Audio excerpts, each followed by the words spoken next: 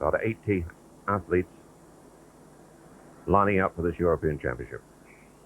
Number 28 there is Andy Green of Warrington.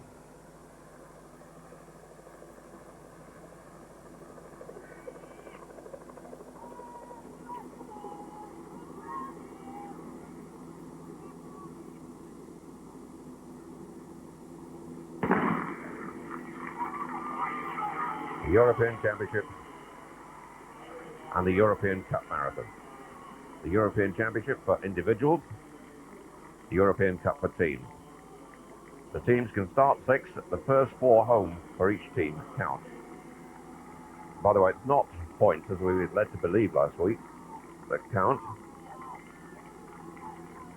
It's combined timings of the 4 counting athletes. The Portuguese have got a very good team in here, the Italians as well. The British should figure, and the Spaniards are strong, and of course the Russians. Well, in the stadium, they run just over 3 laps, and then out onto the roads. It's funny though, but these athletes all spend time training on the track, and they've all spent in their career, they've spent time racing on the track. But when it comes to the marathon, the fact that they've got to run 3 laps of the track, they absolutely hate that. Their mind, the marathon takes place on the road, and they just jog around the track really. And there's a real resistance by these marathon runners. And they don't think the marathon starts till they leave the stadium, get onto the road, and they're taking it very, very casually. They're going much more slowly than they would if they were starting on the main road like they do in the city centre marathons. But that's not important. The important thing is just gauge your position, gauge your time. And whilst I'm looking at Richard Naruga almost 3rd or 4th from the front, Steve Brace all the way right at the back, looking around, waving to the British supporters who are in the stadium. So we'll sit here for the next 2 hours and watch the marathon on the screen above us. 27 was Steve Brace, who's 25. That's Bill Foster of Blackheath.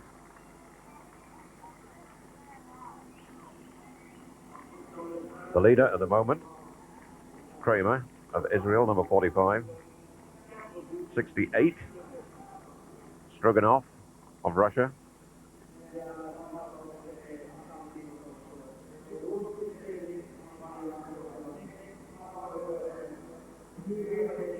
One interesting competitor to look out for is Kjell Erik Stahl, wearing 76 of Sweden. He's 48. He was 4th at the World Championship here in Helsinki back in '83. Run 2:20 this year, his best ever time, 2 hours 10. He's run over 100 marathons. That's Stahl, number 76. So here's the Frenchman just on the outside, just gone out of shot. Number 40 next to him. The Stitska of Holland.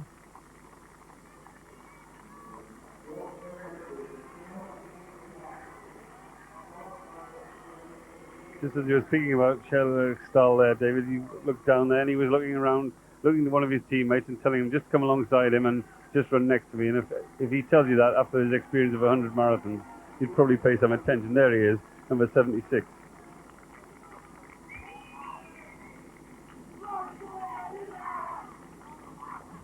Actually, there was a period in his career when he was practically clocking a marathon a week.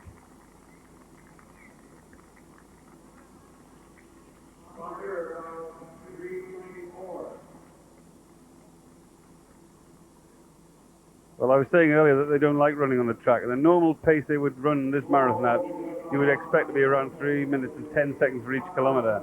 And because they're in the stadium, because they're on the track, they run the first kilometre in 3 minutes 25 seconds. And it really is a psychological thing. Stenzel of Germany now in front. Just competing at 3 laps in the stadium. They run another quarter of a lap and then they go out.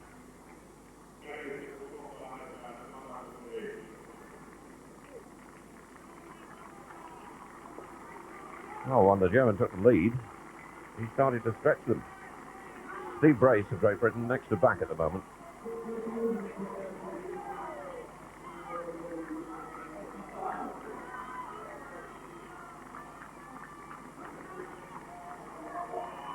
Number 38, alongside Brace, is De Maat of Holland. 64, Rodriguez of Portugal. The Portuguese with a very strong team.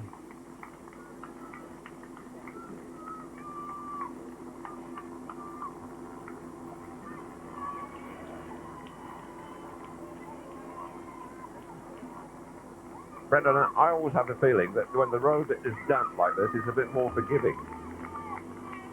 Well, it doesn't burn your feet, and that's one of the things that they worry about in the marathon. But I sense the coolness out here today. The weather conditions are perfect for marathon running. They've been very, very lucky, because this time last week, the women, later in the day, had a really tough time of it in the hot, humid conditions, and they were running over midday, whereas the men have had the benefit of the 9:30 start on one of the most pleasant, cool days we've had over the last 8 days here in Helsinki. And last night they all knew that it was going to be like this, because they'd been in touch daily with the weather forecasters. The weather forecasters talking Finnish. I don't know how they understood them, but they did. And they were telling me last night, Steve Brace and Mark Flint, that they knew it was going to be like British weather conditions, and they were really delighted. They were really looking forward to it, and they think it's going to be a very competitive race. They don't think there's any outstanding person in this race. They think there's a whole big string of quality runners who've distinguished themselves on the roads all around the world over the last few years, and coming together for one of the championships where the Europeans, obviously the winner's going to be European, but there aren't many of the major championships these days where the Europeans figure and win titles. So this is the sensible one for these boys. Look at the Portuguese behind the German leader in the green vest. There are 4 already packed up there. Kurt Stenzel, the German in front, won the Hanover Marathon last year. That is Couto. You may remember him from the London Marathon.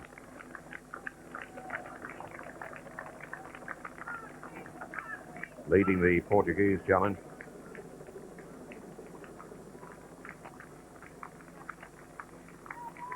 He was 12th this year in the London Marathon.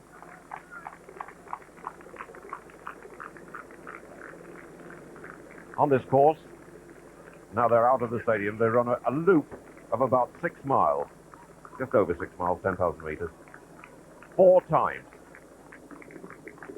A slightly undulating course. Nothing too severe in the way of climbs, but it is a little bit switchback. Richard Nareka wide on the outside. Neckerchief. Well, the pack not bothering too much about Stenzel. Go to Portugal leading the rest.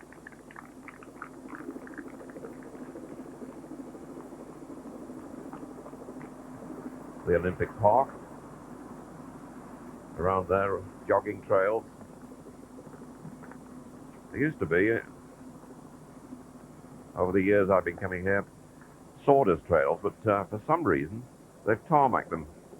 Probably because it's a walkway often used by families with prams. But for years and years, the jogging trails were always sawdust covered. Well, you can see by how many people are in that group, it's a very leisurely start to this marathon. Stenzel leading and Couto in second place, and then the whole field together, running as though they're out for a Sunday morning training run. Well, that'll change, and probably, a la European distance running, it'll change gradually. No one will do anything silly. I don't understand why Stenzel's leading like that after 2 kilometers, but that's his decision. That's what he wants to do. As they approach downtown Helsinki, and the crowds will be gathering as the morning goes on. Very, very good spectator course this. Bruce Tullow, who's the coach of Richard Nareka, was telling me he reckons he can jog 250 meters and see the race 9 times, which makes it good for spectating. But really, he's running very quickly, and the rest of them are just running together, taking it easily and taking it leisurely. You would have to say, if you're in this race, that the best place to be is in the group, but he looks as though he started his marathon with a vengeance and very early. Well, it's not just a gesture by Stenzel. He means it. His best time, 2 hours, 13 minutes, 25 seconds last year. Set, I think, when he won the Hanover Marathon. 31. Been around the distance scene for a long time.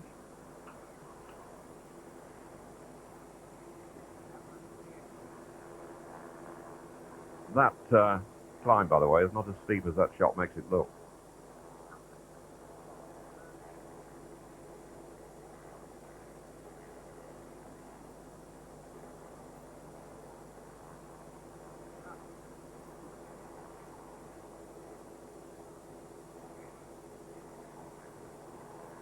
One, two numbers. 50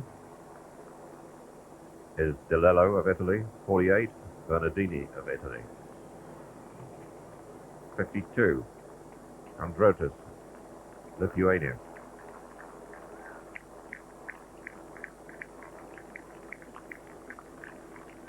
Richard Norelko running wide on the right as you look in. Bruce Tello is coach. European champion in 1962 at 5,000 meters when he won the title in Belgrade.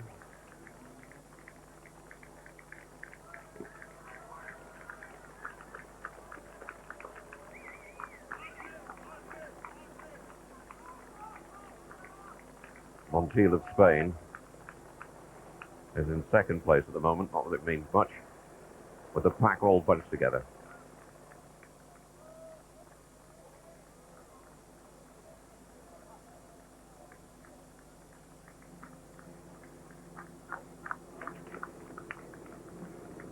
You can't imagine that Kurt Stenzel had this as a pre-race plan, that he would try and clear out from the field after 2 kilometers.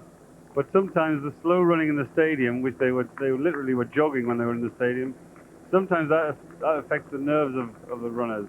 And he's had 2.5 laps, 3 laps of the stadium to think about it, and they were going at a ridiculously slow pace. And all of a sudden, his pre-race plans, which must have been much more considered than this, go out of the window. He accelerates away, and he gets a gap on the field, looks over his shoulder, realizes he's got his gap, and then he decides to press on with it.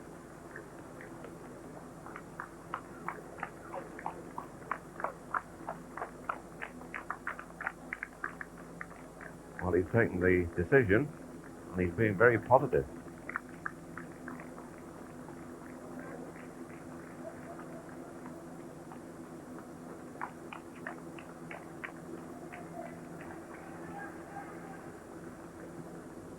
The athletes will not only be pleased about the coolness of the morning, but also the fact it's almost windless.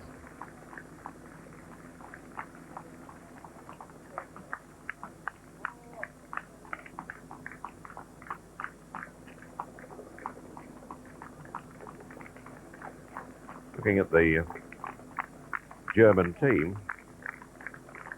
they've got a fairly powerful combination up there. Montiel of Spain. We've seen him in London. He was 16th earlier this year. 78. Zalkai of Sweden. 58. Hurek, Poland. We've seen him several times in London. He was second in 92, third in 91, and had for him a poor one this year when he was 25th.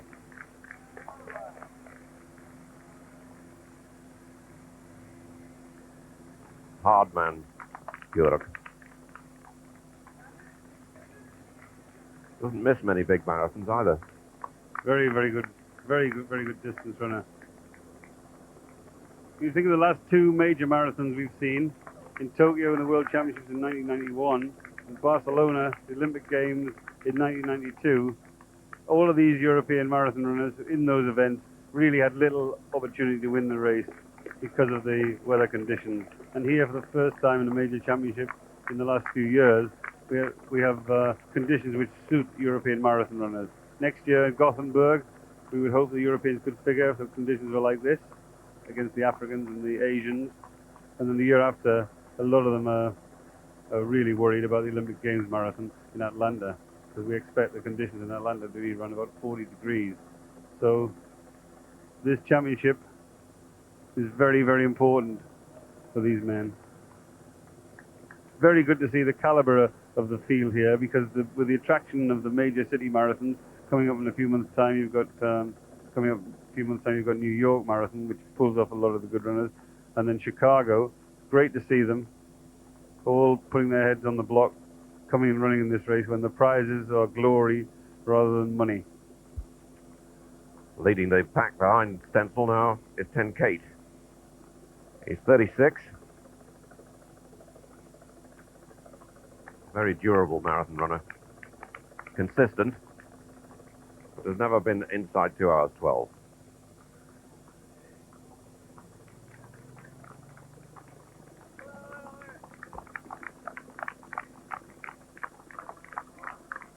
Richard Narurka, by the way, is still running wide on the right as we look in of the pack that's chasing Stencil. Or not chasing him, just following him. Well, we heard it from Richard earlier on. Let's listen to some of his thoughts. What are the first clues you'll be looking for to see if everything's going well on the day? When will you start looking for that? Well, I think those start as soon as you get running, to be honest, because a lot of the marathon is about how you are feeling yourself, how you're coping with the distance, the course, and the expenditure of energy. And so you've got to be pretty sensitive to that. I think that's very important. As regards keeping an eye on the time, keeping an eye on the competitors, I think that's equally as important. And I don't think you can say you do one more than the other. But those three aspects are really your three key areas of concentration. Richard Narurka. And this, one of the scenic parts of the course. In the background, the Baltic Sea.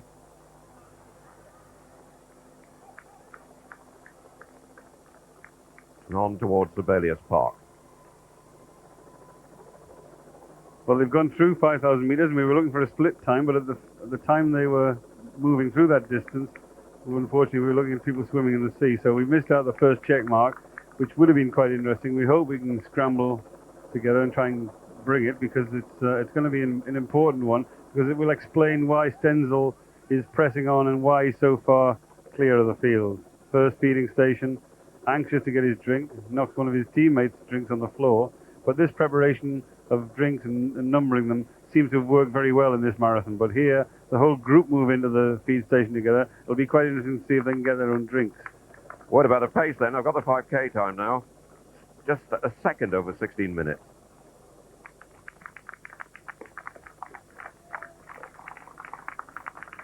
Well, 16 minutes for the first 5,000 meters. That's mainly explained by the first kilometer in the stadium, where they ran 3 minutes 25 seconds. So apart from the first bit in the stadium, it looks like they're running about 2 hours 13, 14 pace. Getting the water on board early as much as possible, even if it is cool. Dehydration, one of the great enemies of the marathon runner. Stencil sticking hard on the blue line. The rest, because they're in such a big pack, spread wide across the road.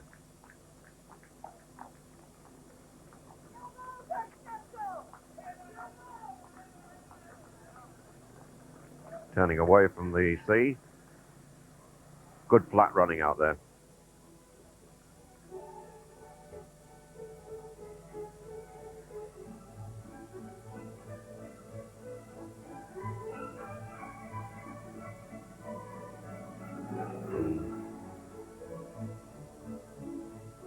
Some tourist shots of Sibelius Park.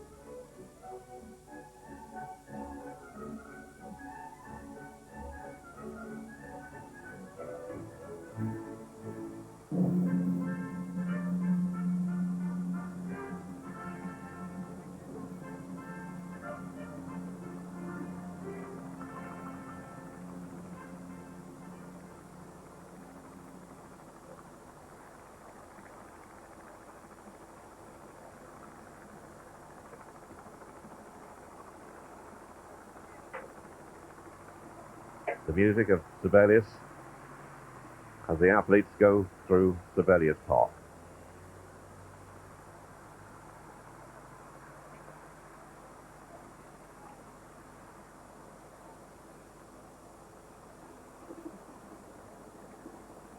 The bunch content to let Stenzel go. They're certainly making no effort to chase him. In that bunch behind, we've got 41-10 Kate of Holland, then number 8 Montiel of Spain, 58 Jurek of Poland, 36 Brunner of Germany, and 50 De Lello of Italy.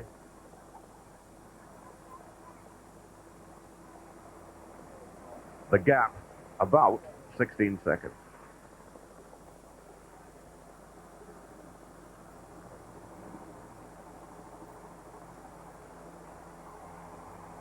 Well, this is an unusual way for this race to develop. I'd be very surprised if, when we talk afterwards, that it was part of his plan to do this, but the time gap, as you can see there, 13.2 seconds, and there's a massive group all together, including the British team. There's, on the inside there, we can see Richard Nurega right in the midst of the group. We're looking for the others, and they're just at the back of the group. Actually, the time I gave you, a gap at 16 seconds, that was taken at 5,000 meters, but in the last spell of over 1,000 meters, in fact, 2,000 meters, they've taken back 3 seconds. So gradually, they're pinning the leader back. Over the years, this has been a great race for British athletes.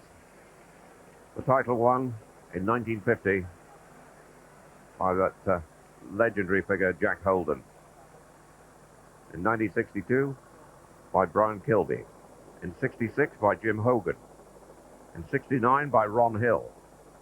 And in 74 by Ian Thompson, the last Briton to win the event. But the British were the best record in the European Championship. The Finns next, they've won 4. But oddly enough, they've not won since 1954. They've won 4 of the first 5 European Championships. Just mentioning Ian Thompson there, David, 1974, 20 years ago, his win here in the European, not here, but in Rome in the European Marathon, that was the last time a British athlete won a major games marathon title. So we feel as though today, for the first time from quite a few years, that we have a real chance of a gold medal in this race. But that's not putting too much pressure on Richard Nurega, because he told us in conversation the other day that his ambition since he's been an athlete has been to win a medal in a major championship. And I said to him, well, what's your ambition for this race? He said, make no bones about it, I'm here to try and win the race. Whether he wins it or not, time will tell, but it certainly won't be for lack of preparation, and it certainly won't be for lack of effort in the race. We're running a very cool and quiet race right in the middle of the group, just letting the miles get under his legs, just letting the running happen. And on this course, where they run 4 laps, he'll be able to receive an awful lot of instructions from his coach, Bruce Tiller, and his wife. Silver of Portugal leading the pack, and they're beginning to work now. And that's fairly clear because the big bunch is disappearing and stringing out. One or two of the others up there. Zalkai of Sweden, number 78. Matthias of Portugal, number 62. Who's leading that group. De Lello of Italy, number 50. Montiel of Spain, number 8. 10 Kate of Holland, 41.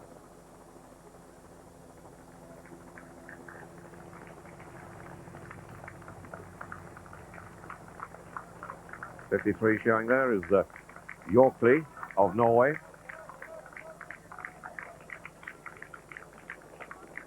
Yorkley we've seen several times around the international marathon scene, including 5th last year in the London Marathon.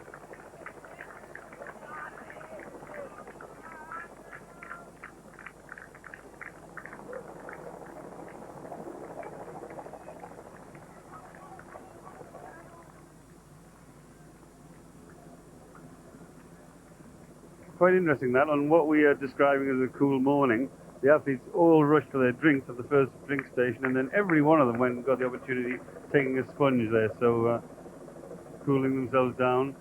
The humidity is beginning to pick up a little, but that was quite an interesting point, that they all were anxious to get the sponge and just get themselves cooled down with it.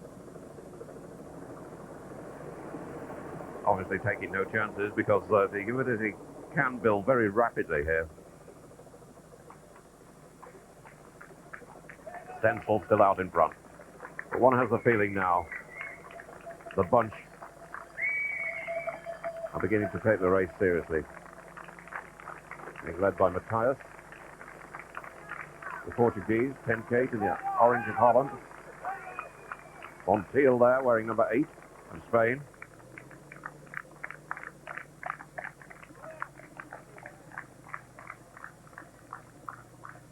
Turning back now towards the Olympic Stadium,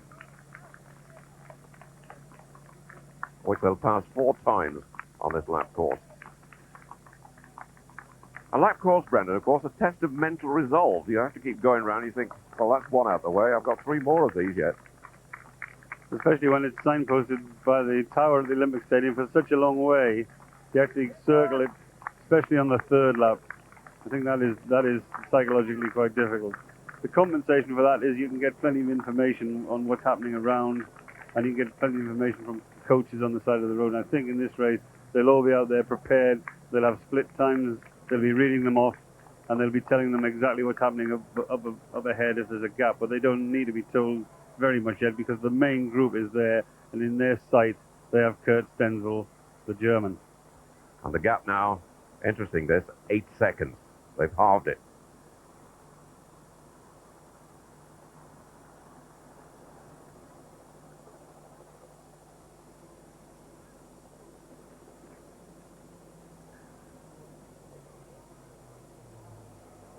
Five to 10 in Helsinki at the moment, and the crowd building. By the time they're on that 4th lap, they'll be packed along there.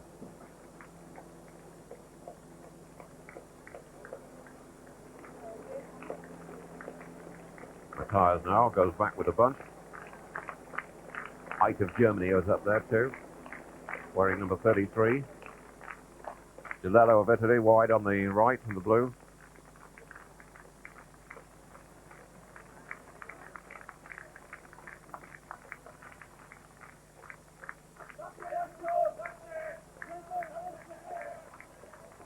Chevalier, France, number 20, beginning to show.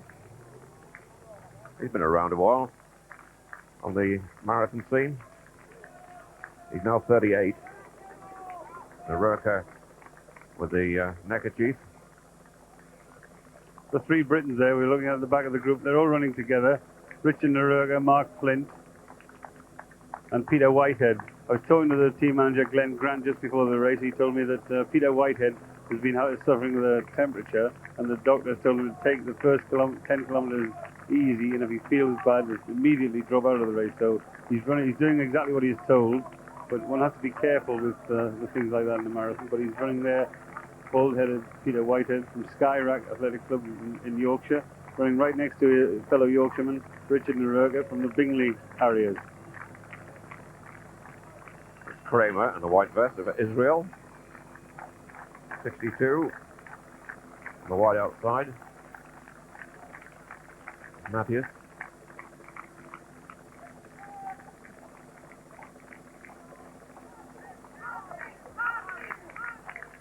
Stenzel, trying to keep it as even paced as possible, but must be aware that the group behind him are closing. Richard Nerurka wide there on the left-hand side as you look in.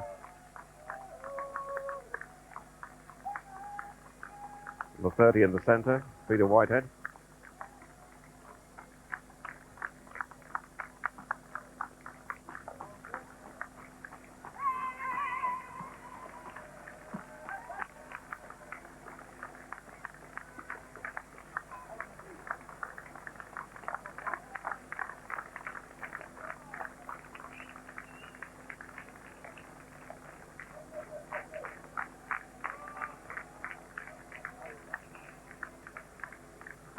The temperature, about 17 centigrade. Humidity high, 77. Doesn't feel like that, but obviously the athletes are feeling it because they're taking that insurance of getting the water on board. Bit surprised at that humidity measurement. We're sitting here in the stadium watching this race, and we talked about that that being a good morning for marathon running. But when I saw them make such an effort to get the sponges on at the second feeding station, it suggested to me that maybe it was a little bit more oppressive than we felt it was. But if you look at the gap there between the leader Stenzel and the group, you can see they're just closing it gradually. European distance runners, the one thing about their training is that they always do it with an even application of effort. They try and run even pace on the track. They try and run steady pace on the roads. They're not used like the Kenyans and like the other Africans at running in bursts. And you can see the group there just picking up momentum and gradually closing that gap, but closing it by doing even pace running. 3 Britons in that group: Peter Whitehead, Richard Naruga just behind him, and right next to Richard Naruga, Mark Flint. And you've got to feel that the way this pace is going, that group is where you should be in this marathon. There's no point in being where Stenzel is, and there's obviously little point in being off the group because the pace is not very, very fast. The conditions are conducive to good marathon running. So half the field in that position, half the field is still in contention, and the others, well, some of them are going to suffer out there on the roads today. I must say, I find that humidity reading hard to believe, 77. Certainly after overnight rain, and it's now drying out, humidity will rise. It doesn't feel anything like that. If it's 77 today, goodness knows what it was supposed to be last week in the women's marathon. Well, the temperature was a lot higher last week for the women's marathon, and the humidity was over 90% during that race.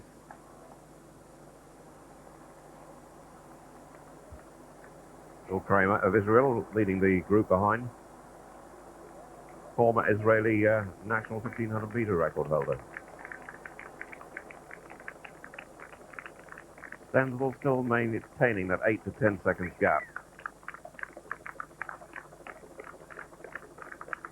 We've just gone through 10 kilometers in 31 minutes and 33 seconds, which is just under 2:13 pace, or just around 2:13 pace.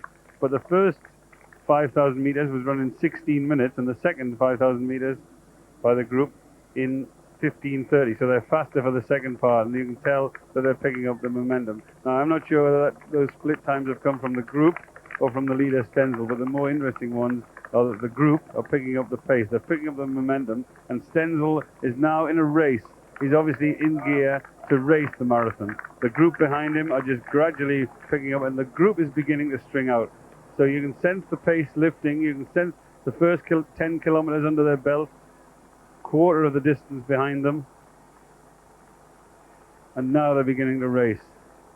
Garcia of Spain is number 5. 62 is Matthias of Portugal. Just behind them, 47, Barzaghi of Italy. Kramer of Israel now back in about 6th, 7th place.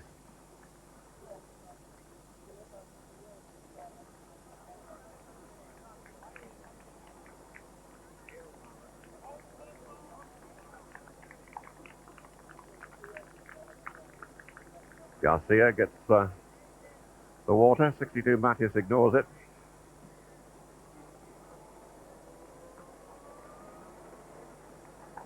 Also the leaders is Pinto of Portugal, number 63.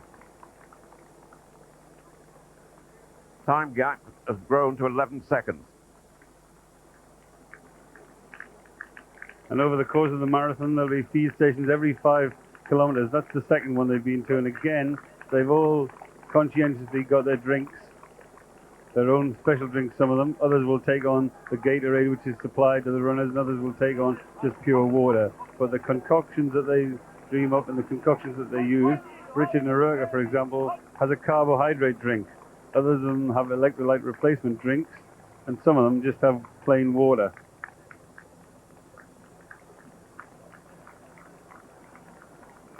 Richard, excuse me. Richard, a familiar figure to horse race trainers around Marlborough on the Downs. He's up there 2 or 3 times a day. He said it was a long time before they recognised who he was, but now they They do. They take him seriously. Before they were shouting at him about frightening the horses.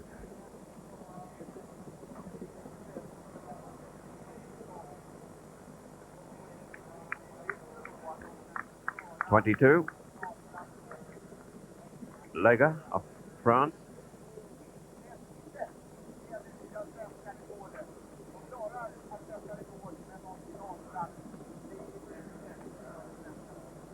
Also up there is Fiz, number 4 of Spain. He's pretty useful. 2 hours 10:21 his best time, set this year. He was 12th in the Boston Marathon. Won in Helsinki a year ago. Fiz, number 4.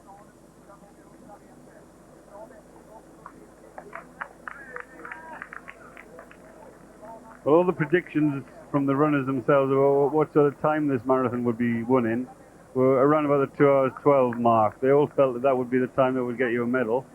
Well, the leaders going about 2 hours 13 pace, and the chasing group are running around about 2:14 pace for the marathon. They've just gone quarter of the distance.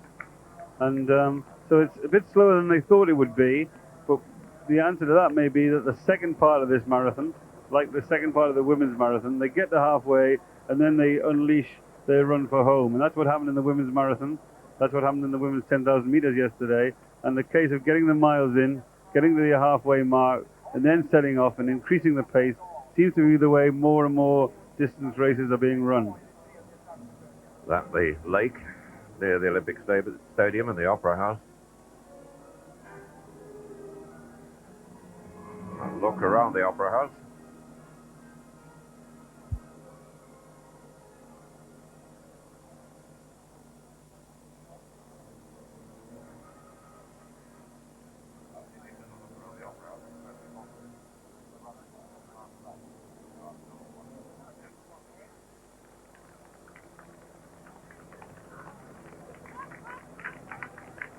Stenzel looking very relaxed, quite comfortable.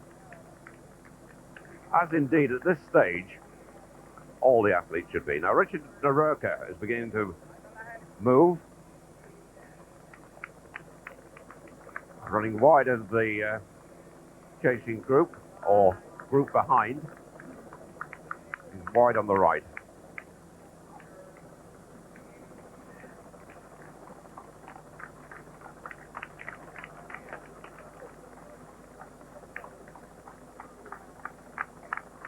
Well, conditions so much better today than for the women's marathon last week. But one feels that these runners are taking it very cautiously. They are taking it cautiously, judging by the pace they're running at. But the funny thing is that when they came here early in the week and they saw the conditions that we were having in Helsinki, all the talk was about how difficult it's going to be out there on the roads in the marathon. Because they'd seen the women's marathon, they'd seen some of the women struggle. And then the last couple of days, they've all been looking at long-range weather forecasts. And as they began to realize that it was going to be a cooler day and there was going to be some moisture around, suddenly their spirits were lifted and they started thinking about the pace they were going to run the marathon at rather than how much they were going to suffer out there on the road.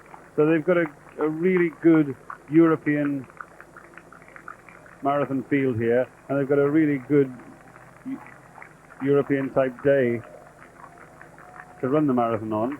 So everything's balanced out here, and eventually I think we'll see a fascinating race, because I think it's going to be very, very competitive.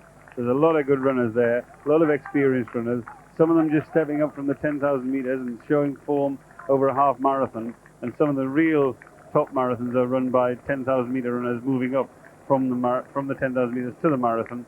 En route they'll post good half marathon times, and I think out of this field, we'll probably see some interesting running in the last 10 kilometers or so. Well, the athletes behind then tried wide to get to a feeding station, but that wasn't the case. I think they thought they were taking the short route. They found their way back.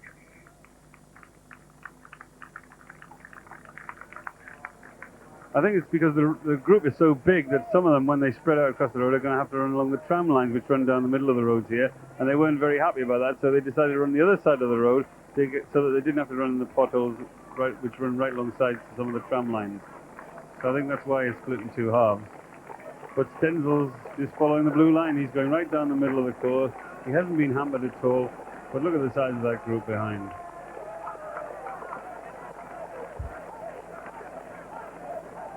The green vests of Portugal very prominent. There are 4 there, highly visible.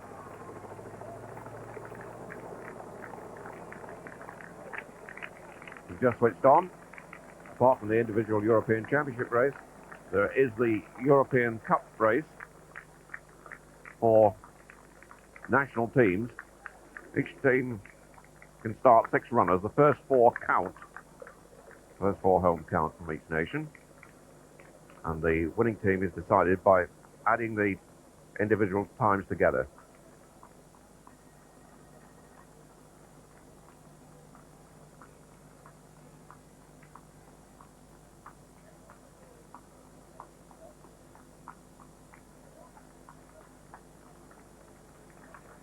.62, Matthias of Portugal. 65, Silva of Portugal.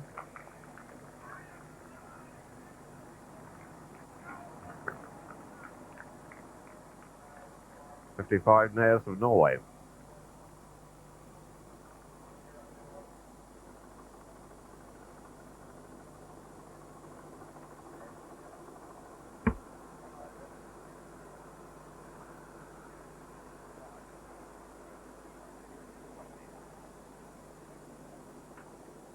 Just moving through 13 kilometers, and I noticed Stenzel having a long look at his watch. So he's obviously running on a pace schedule, and he's obviously happy with that pace schedule because he's not adjusting the pace at all when he goes through the splits.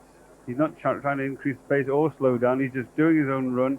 He obviously knows exactly what he's doing. I'm surprised that he's taken the race on so early, and I'm surprised that he's trying to run on his own way ahead of the group, because the best place to be today is in that group. It's a massive group. They're running conservatively. They're running about 2 hours 14 minute pace, and there's very experienced runners in there. There's a good strong Portuguese team. There's a good strong Spanish team. There's some very good individuals from France. A couple of good Norwegians in there. 3 Britons in that group. Even at the back of the group I can see Kjell Erik Stahl, who's a man who's run 100 marathons. So the pace, not a problem. And every time we look at this thing, I'm just watching Richard Naruki, finds his way away from the group and tends to run on his own. Maybe that's just to be trouble-free. Maybe that's just to get a clear look at the road, because maybe he's not too happy having runners surrounding him, because this is a very large group. Almost claustrophobic.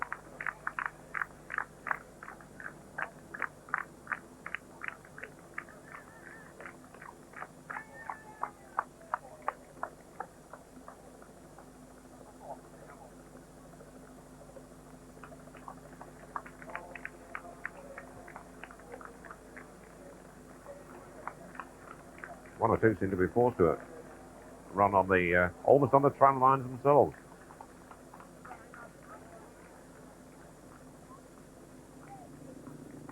The Portuguese there in numbers. A very strong team.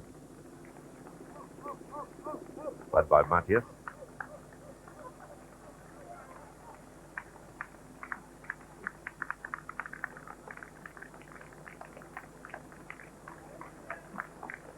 Bernardini of Italy. The Italians, by the way, not wearing their normal national blue vests. Most of the team in white.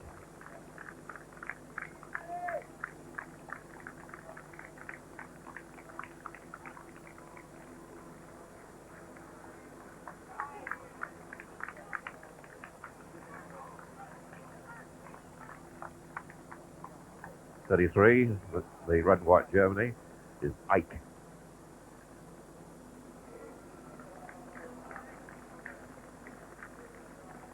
Some news from on the course, which is that Bill Foster of Great Britain is some 30 seconds behind that main group, and Steve Brace, surprisingly, a minute back. Well, Steve's missed a lot of training in the last couple of weeks, but he did say that even though he's off form, he didn't think at the very latest stage that anyone else would be able to substitute for him, so he thought he'd come out here and just run as good a race as he possibly could. Steve, now a veteran of marathons. This is his 47th marathon. You compare that with Richard Narurka, who's only run. This is his third. It shows you the contrast in background and in marathon running history that we have in the British team.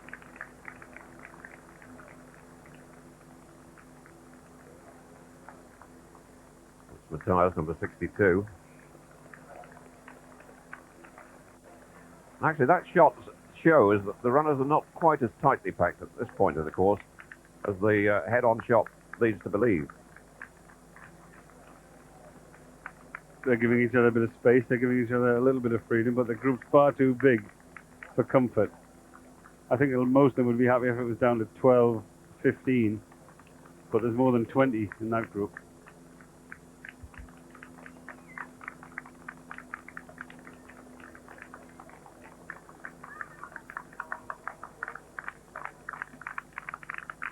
Well, Kurt Stenzel of Germany took it on the third lap in the stadium. Opened the gap almost as soon as they left the arena. Has maintained it between 8 and 16 seconds. Ken Kate back in front again of the group, as he was at this stage on the first lap.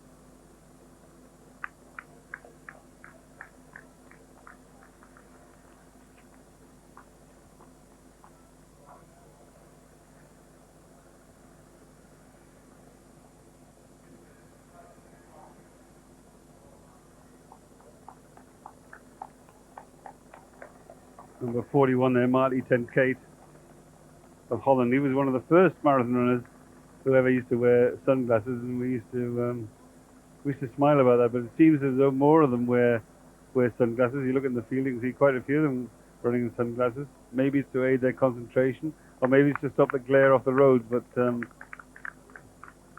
we used to laugh about him doing that. But obviously, he set a trend.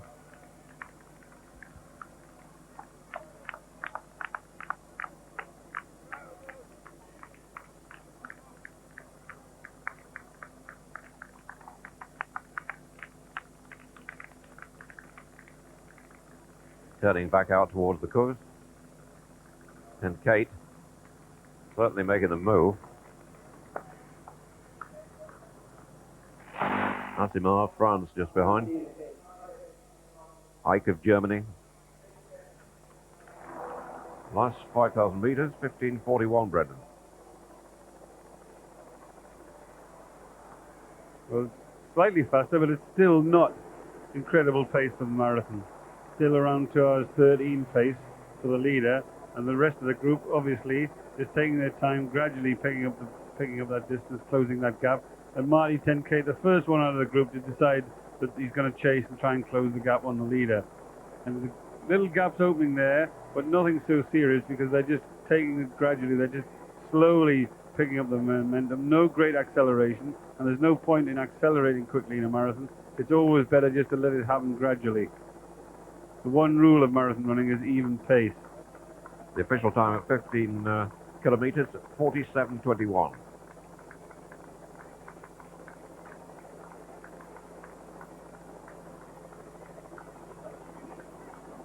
Which is slightly contradictory, I must say, but don't you think so, Brendan? Well, there seems to be a little confusion. Maybe they're taking the times off the leader, and then off the group. 15:41 for the third 5-kilometer stretch, and that is just about 2 hours 13 pace for the marathon.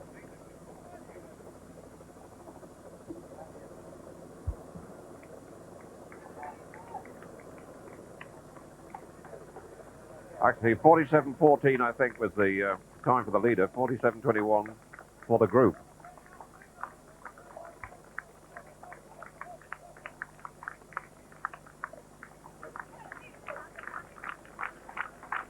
The third feed station there, and the runners are getting their own drink, some of them, and also they're getting an extra helping of either Gatorade or just water itself. In the process, spilling somebody else's drink, knocking it over. It's quite a skill, actually, in being able to drink while on the move. Running on the move, drinking on the move is a skill, and they practice it when they go running. Richard Narurka was telling me whenever he goes out for a long run on a Sunday, he always runs on a loop course and comes up and picks up a drink, because he feels you've got to get used to running with excess liquid in your stomach before you can actually before you can be comfortable with it. And there's Marty 10K now has closed the gap completely down on Stenzel, the leader. He's just behind him there. I don't think Stenzel will be too disappointed to have a little bit of company. 10K takes it on straight away. 62 Matthias of Portugal. The Spaniard there is Garcia. Number 50, Delello of Italy. Also up there is 46, Allegro of Italy, or Allegro it is, of Italy. Also there, 45, Kramer of Israel. That particular move there just makes me wonder what Stenzel's race plan was. No reason for him to be running so far ahead of the group for so long, and then when he was caught by Marty 10K, just to let him go straight past him. And I just think he's probably become a victim of his own nerves, because that wasn't a sensible move on his part. And Marty 10K now, after 50 minutes running in the marathon, realizes that the pace has not been excessive, has not been too difficult. He knows he can run faster than they've been running so far. And now he's the man with the lead on the group, and he looks as though he's doing it with a little bit more vengeance than Stenzel was.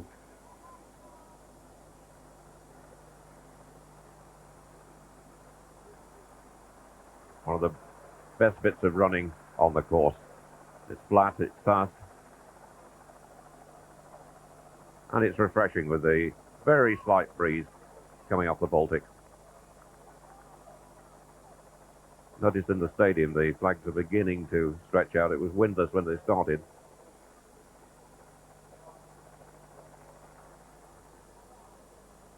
Well, the good news there for Peter Whitehead, Skyrack Athletic Club. The doctor told him to only run to 10 kilometres and see how you feel there. Well, he's now 16 kilometres. He's still in the group, so he's obviously overcome his worry and his initial illness problem, and he's in the group there just behind Richard Noruega. So that's good news. Mark Flint just behind Richard Noruega, and then Peter Whitehead there. Looking further down the road, I can see another Briton in the chasing group. That's Bill Foster. Blackies Harriers, who came into this race at a very late stage, substituted for John Solly, who dropped out of the race, and has come in. He's been delighted to be picked. Good to see him in the race. He hasn't had as long to mentally prepare for this race as the others have, but good to see the Blackies Harrier in amongst it there. Bill Foster, 29th in this year's London Marathon. Number 15 going through. Look at one of the Finns, Kalermo.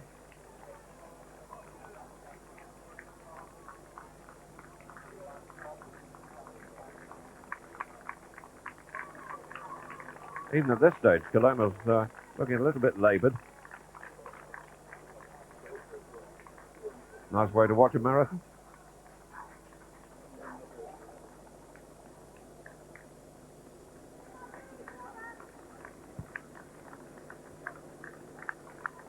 '63, Pinto of Portugal.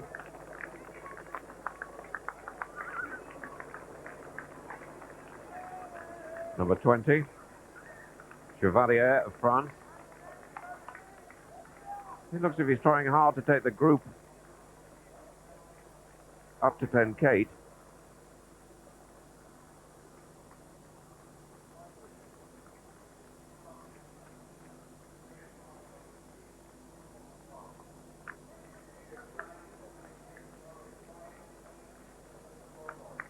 '67, seen him for the first time. Stryzhakov of Russia. And 10K, been overwhelmed.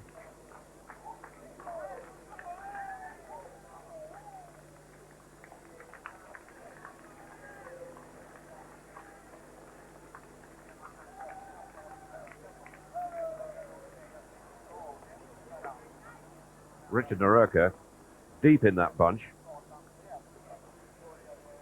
Where would you expect him to be, Brendan? I think he's running a sweet race. I think he's just quietly away from the lead. He's never been near the lead of the chasing group at all. He's just been at the back of it. conserving his energy, doing everything right, just staying away from the pace. But they're now beginning to pick up some pace, and you can see Chevalier of France driving here and opening the gaps. The gaps are opening a little. So this is the first significant move in the serious racing end of the marathon, apart from the two first, which were really Marty 10K and Stenzel of Germany. I don't think they were both serious efforts to try and win this marathon, but this is a move to wear down the opposition. Again, they're desperate to get the sponges on board, so the humidity reading that we've got of 77% looks to me as though it probably was real. Number 63 there, Antonio Pinto, Portugal, tried to get a sponge, couldn't get it, and then borrowed one from his teammate, Matthias.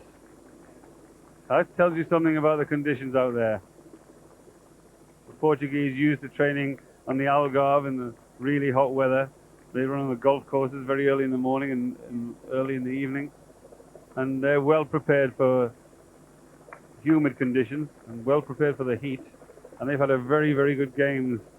Portuguese women winning the 10,000 meters and the marathon. They're a group of now down to some serious racing. Chevalier, the leader. He was 38 earlier this month. Got the bronze medal 4 years ago. And was 14th as long ago as 82. 3 times the French marathon champion. Been in the London marathon a couple of times. He didn't finish in 91, but he was 11th in 88.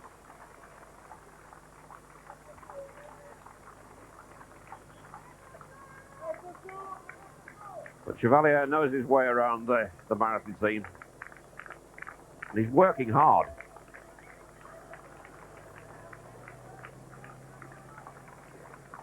He certainly brought the race to life. 63 Pinto, 62 Matthias of Portugal, then Fiz of Spain.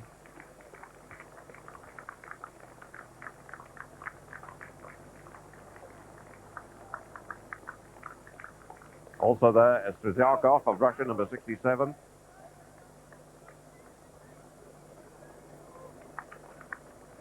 '56, Gajus of Poland. Pronounced, we're told, Guidus. He's pretty quick.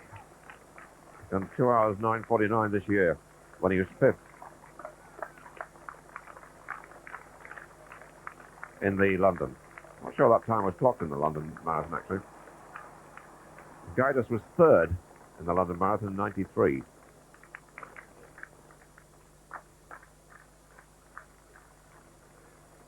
Actually, just reflecting on that, I think Guidus is 2:9:49, was clocked in the London Marathon this year. Number 56.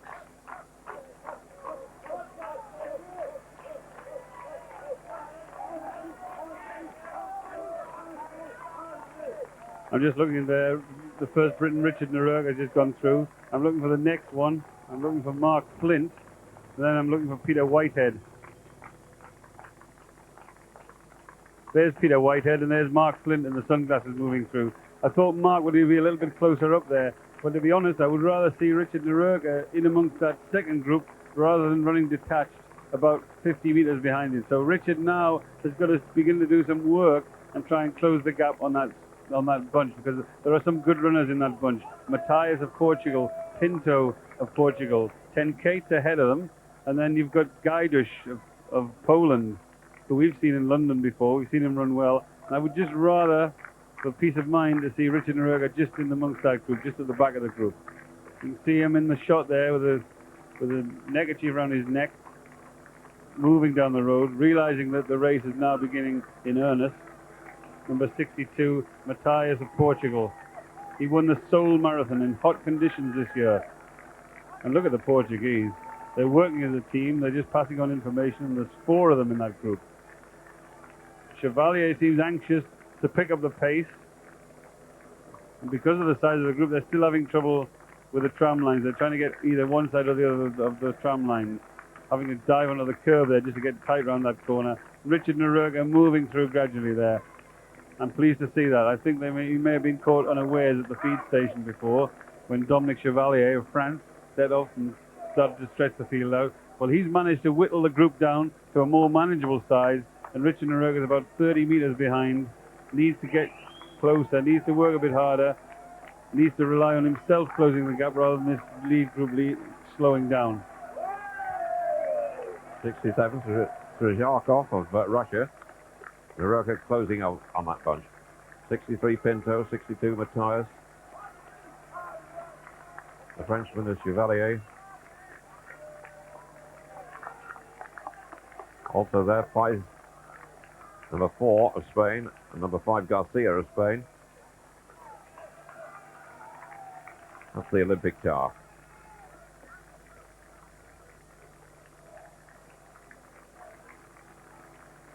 Athlete shortly, back within sight of the stadium. On this, the second of the 4 laps out on the course. Each lap around 10,000 meters.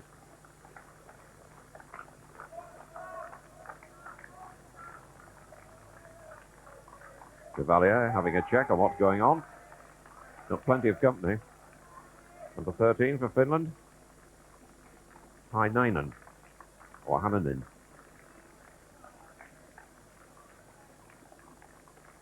'11th in the last Olympic Games.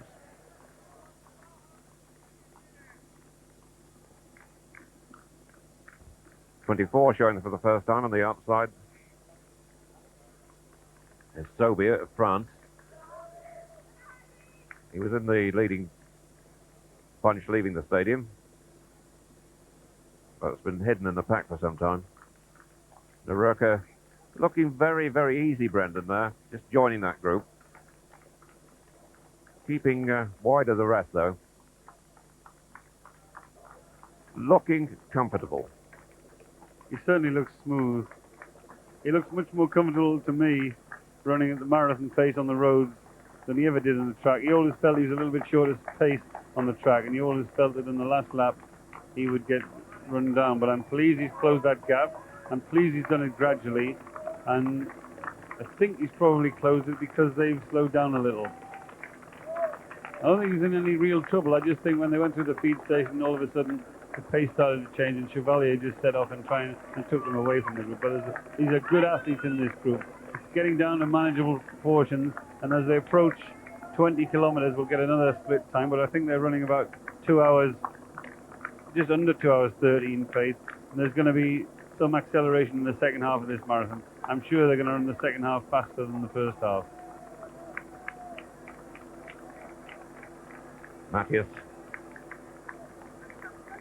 got a best time set this year of 2 hours 8 minutes 33 seconds. He was second in the 91 London and fourth in 89. 65 is Silva, also of Portugal. 63 Pinto. They certainly set the stall out, the Portuguese, for the team race.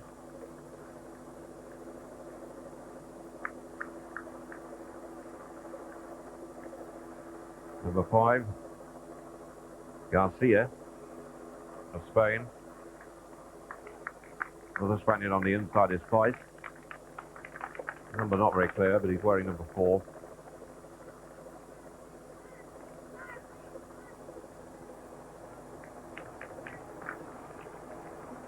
Incidentally, watching at home, if you're interested in running the London Marathon, or you've got children who are interested or inspired by watching the athletes in this European Championship during the past week, I've got news of how to enter the London Marathon coming up later on. So get a pencil or some piece of paper. I'll give you that. And also news of a new scheme by the British Federation, which starts from tomorrow for youngsters. But I'll give you the phone numbers. I'll give you time to get your pencils or pens and paper together. I'll give you the phone number shortly.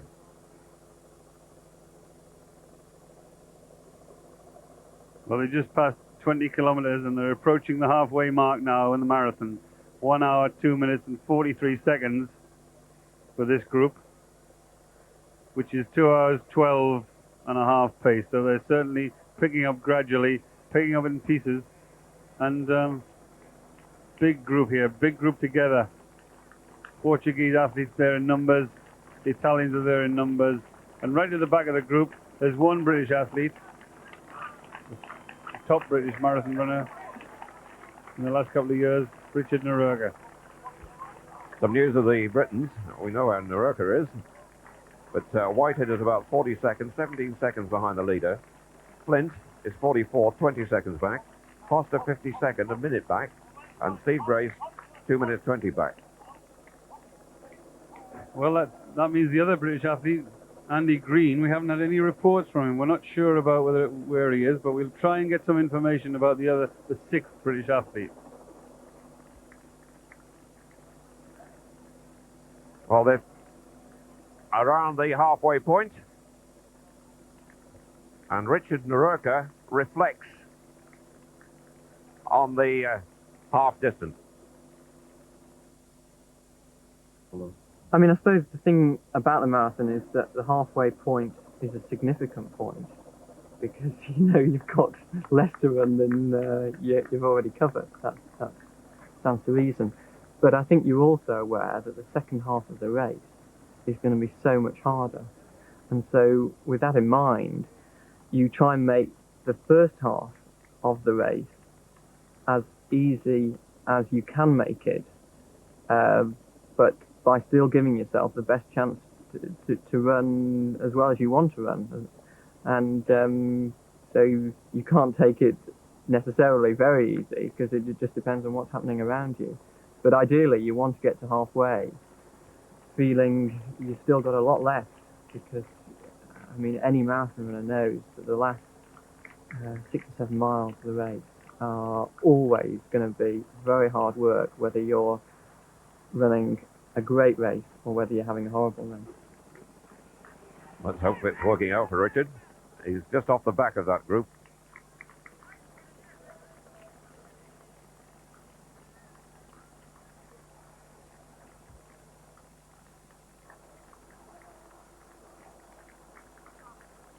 And they went through halfway in 1 hour, 6 minutes and 7 seconds. So they're beginning to pick up speed. 2 hours, 12 minute pace now. And I think they may even run a little bit faster than that. But the first part was very leisurely, very casual. And the last few kilometers, they've started to pick up momentum. But there are 23 in that leading group. So you wouldn't like to put a bet on the winner yet. 23 in the leading group. And Richard Naruga just off the back of that leading group. Hasn't entered into the racing mode yet. He's just been running along, just been towed along by that group. But the halfway mark, like he told us, and like all the other athletes will tell you, is the psychological change. You begin to be prepared to race in the second half of the marathon. But there's 24 of them together, with Richard in 24th position, as they set off for the harder part, the second part of the marathon. But there are some good class athletes in there.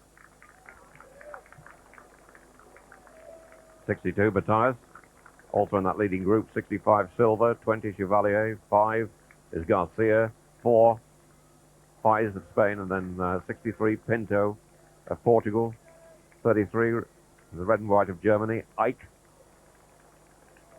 24 another of the Frenchmen, Rote,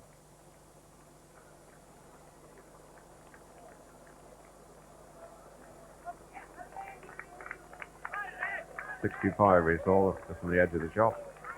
It was Silver. 62 Matthias. Chevalier 20. 33 is Ike. Number 9 Pina of Spain. The Spaniards, like the Portuguese, packing extremely well as a team.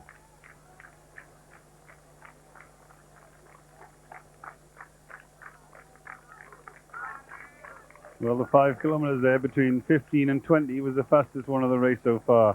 They started off very casually in the stadium and then they gradually picked up momentum. And it's going to be a hard race, this one, because the second half is obviously going to be, they're going to attempt to run faster in the second half than they did in the first half. No one doing anything dramatic. All just aiding the pace along. All just pushing along for a little bit, then relaxing off it and letting the group be joined. And at the moment it's 24 Sobi of France, whose best time is 2 hours 15 for the marathon. Now he's running faster than he's ever run before. But the marathon is one of the events where you come in, you can't have a lot of form in a marathon. It's all about the preparation, about the miles done in training. And it's unlike the other track events where you can say they've run the last 6 races in such and such a time. In the marathon, they only run about 2 or 3 a year. So you often get the surprise happening in the marathon. Richard Noruega running almost on the blue line there. We can see him in the distance at the back of this group. He's running what I would describe as a quiet race. He's kept himself away from the action. He's just a bit detached from my liking at this point in the race, but he knows what he's doing. He's only run 2 marathons before. He's won them both. The conditions today are to his liking. His training preparation has been very much to his liking. But he said to me the other day that the marathon's unlike any other race he's run. He says your confidence ebbs and flows. Sometimes you feel good, you feel really confident. Other times you don't feel so good and you start to lose your confidence. He says that you've got to know that's going to happen. You've got to manage your way through those mental crises, as he would describe them. But he does look a composed runner. Concentration, very good at concentrating, Richard. And he's obviously deciding to run free from the group. He doesn't want to be in amongst the group. He wants to be on his own. Well, the group's a bit too big to be lonely out there, but he's not getting himself into any trouble.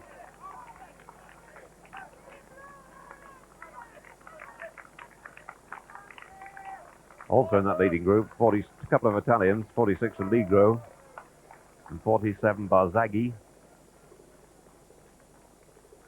2 Russians, Strazyakov, Narjipov, 67 and 66.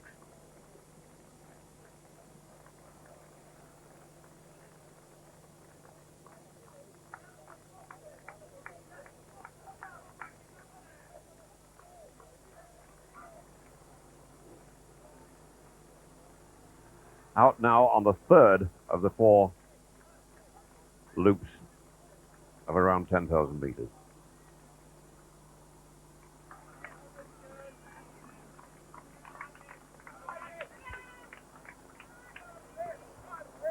Hanainen of Finland.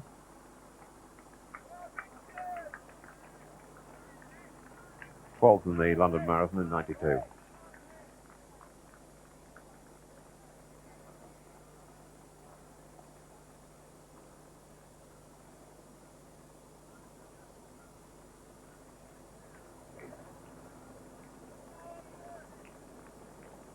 Ike of Germany, 33, has been up there consistently.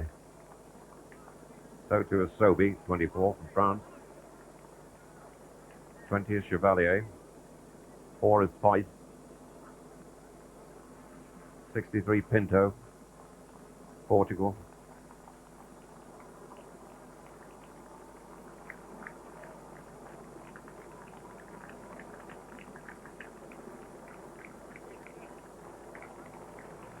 '64, other Portuguese, Rodriguez. Number 5, Garcia of Spain.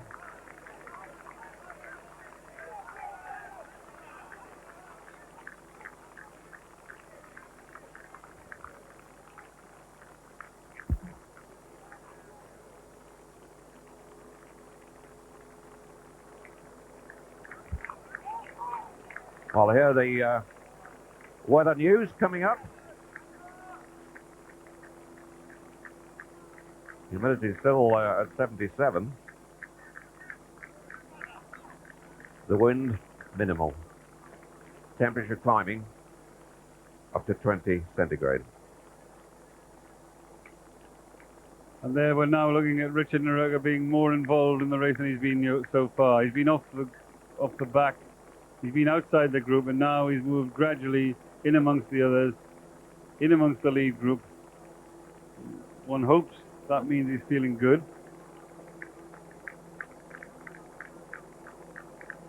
An hour and a quarter is running behind them, and Richard Noruega and others starting to think about the pattern of the race.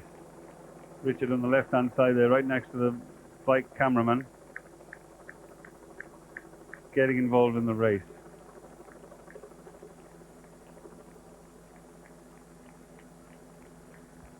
Well, among that group, there'll be one or two. Well, we'll all be thinking, who's going to go? Or shall I go?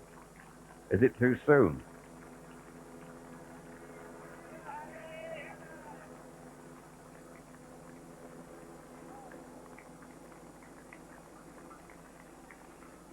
But no one really looking decisive.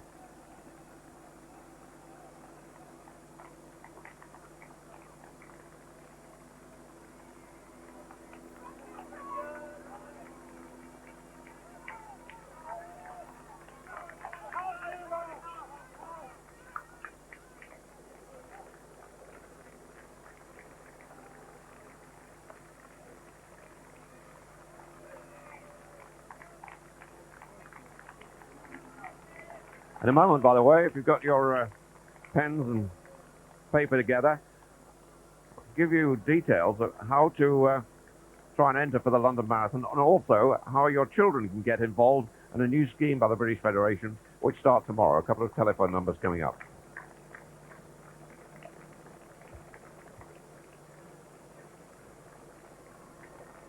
Well, next year's London Marathon, set for April. Entries close on September 30. Now, if you'd like to take part, you need to pick up an application form at a sports shop near you before September 30, obviously. You can find out details of your nearest sports shop by ringing a special hotline 0925 417744. I'll give you that again. 0925 417744. And in case you were not with us earlier, we'll give you that information. We'll give you time to get pencil and paper ready. Also now, news of a new scheme. This is designed across the UK for children who've been inspired to emulate their favourite track and field stars. Star Track provides a unique opportunity for those children between 8 and 15 years old to take part in an athletics activity week in what is described as a fun environment. Star Trek weeks are being held all over the country starting tomorrow. Now, parents and children can ring the Star Trek hotline number on 021 446 5000. 021 446 5000 to discover the nearest Star Trek to them. The hotline number opens at 9 o'clock each morning. As with the London Marathon entries, I'll give you those numbers again later in the program. And the first serious move in the marathon here, Fiz of Spain is broken away from the group, but ahead of him is Rodriguez of Portugal. So Rodriguez leads in the marathon from Fiz of Spain, and both of those have suddenly accelerated and started to open gaps. If you look behind, you'll see a gap to the chasing group, and there's Rodriguez, Antonio Rodriguez of Portugal. His best time of the marathon is 2 hours 11 minutes, which he set last year, and he's running just about that pace today. And when he set off, he glanced over his shoulder, made a move, made a break, and immediately Fiz of Spain set off after him, and then the chasing group. 15:24 for the last 5 kilometers. Well, that's not excessive pace, and they've gone through 25 in 1 hour 18 minutes.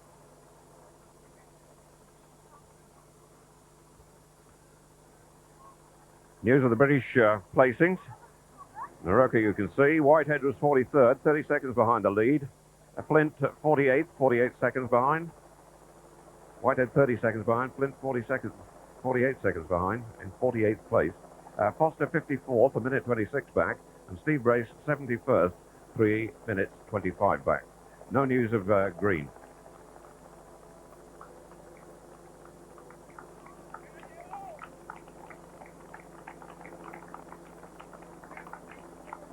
'56 chasing hard.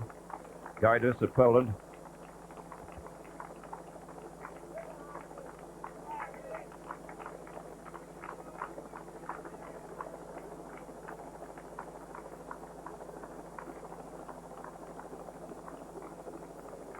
Well, these two have got away.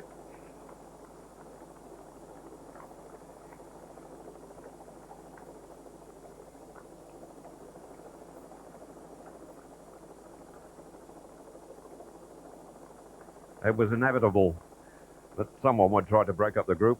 It was too big for comfort.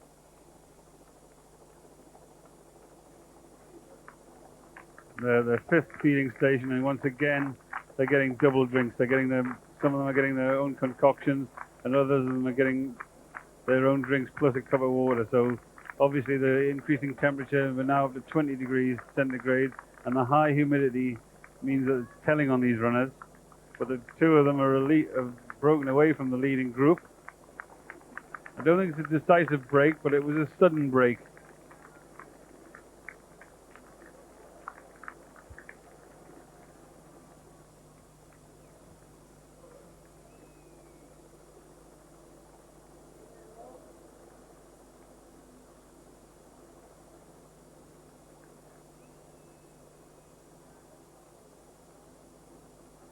Alongside the marina.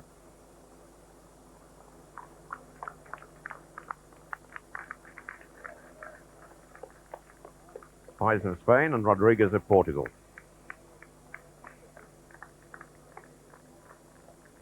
Guidas in third place of Poland. Garcia of Spain there as well, wearing number 5.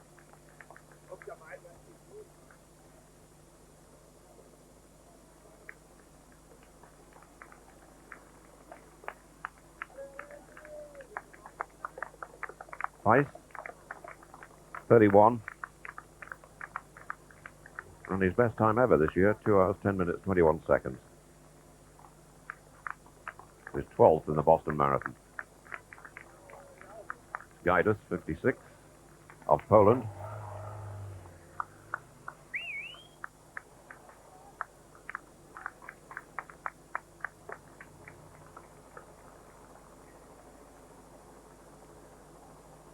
Very pleasant area.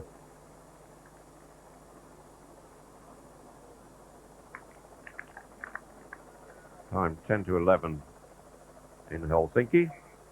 That area will be pretty busy. Another couple of hours.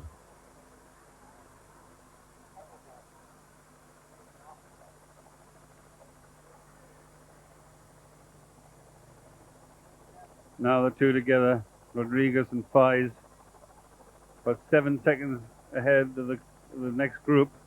And just behind that group, we can see Richard Noruega in about 5th place. When Rodriguez took off, Fiz looked as though he'd been waiting for someone to do it. Looked as though he'd been waiting for someone to give them an opportunity of getting down into the really serious racing mode. So two of them together, encouraging each other. Number 56 there, Guidas of Poland. Number 62, Matthias of Portugal. And the Finn, Hanainen. And the gradual application of pace, we're looking at 25-second gap now between this group we're looking at and the leading group. So it's beginning to take its toll. You can see the road's drying now. It was damp this morning, but the temperature increase is drying off the road, and so the runners are getting warmer. Number 49, the Italian Calvaresi, who won the Carpi Marathon last year. Another Italian. There, number 47, Barzaghi, second in Los Angeles earlier this year. And there, they're spread out now. The gaps are opening, and the race is a real serious race now. A minute behind that group. Few miles ago, there were 25 in the leading group. Now there's a group of 2, followed by another group of 2, and then the third group contains Britain's Richard Noruega.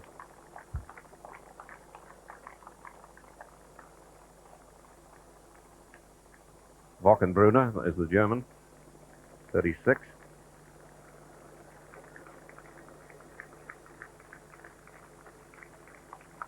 My impression was that Guidas of Poland was beginning to take the group behind the breakaway pair. He was getting them back.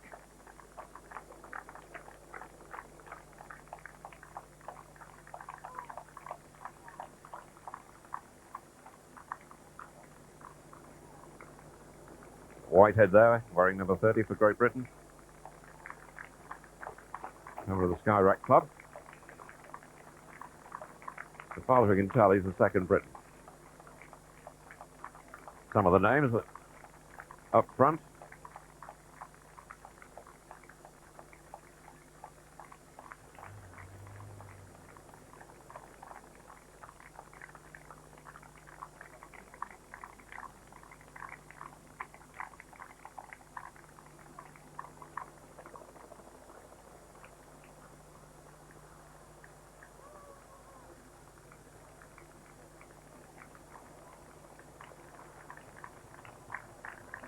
Actually,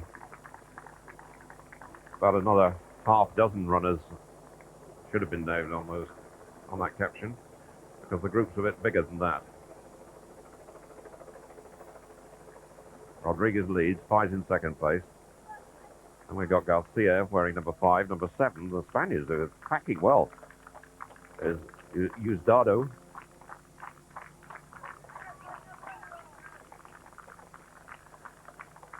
'56. Guidus. 50 is Delello of Italy. Matthias off the pace now.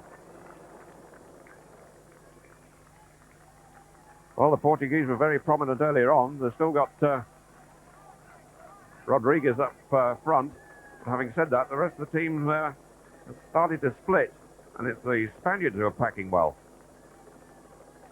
3 in the leading area.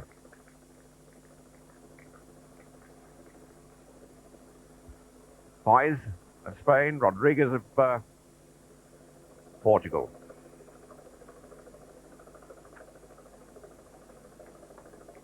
They're bouncing off the road. Garcia with a headband of Spain.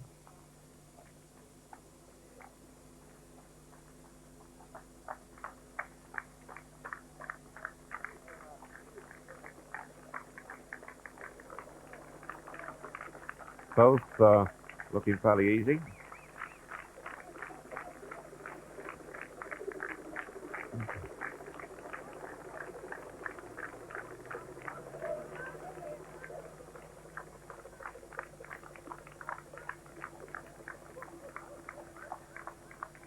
Well, the impression is that the pace is building.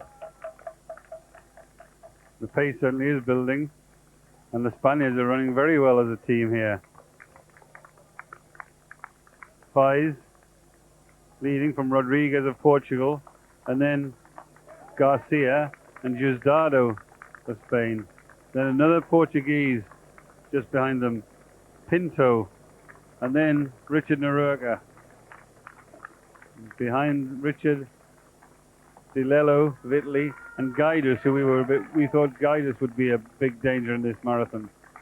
And Richard running very smoothly. He stayed away from the action at every point. And this is the closest he's been to the front. He looks very composed, not bothered clearly by the breakaway group, running his own race. Probably decided what he's got to do to win it on the clock and sticking to it.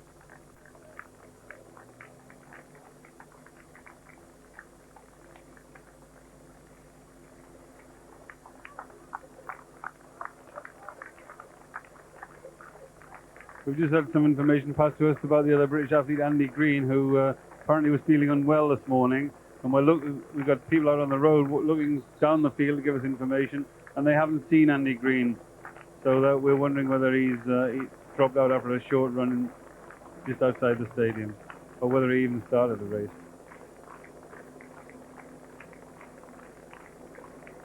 Fiz, Rodriguez, then Garcia with a headband. Next to him, Uzdado of Spain. 63, Pinto, Narurka, Delello, Guidus, Chevalier. Then the Russian, Stryzakov, 62 and 65. Matthias and Silva of Portugal. This is Hanainen of Finland. 59, another Pole, Kasperczyk.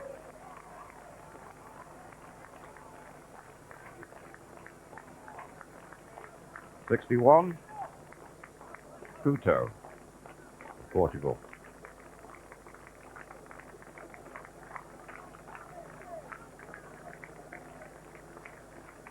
Well, we thought the crowd would thicken as the race and day wore on. Certainly has. Enormous interest in distance running in Finland.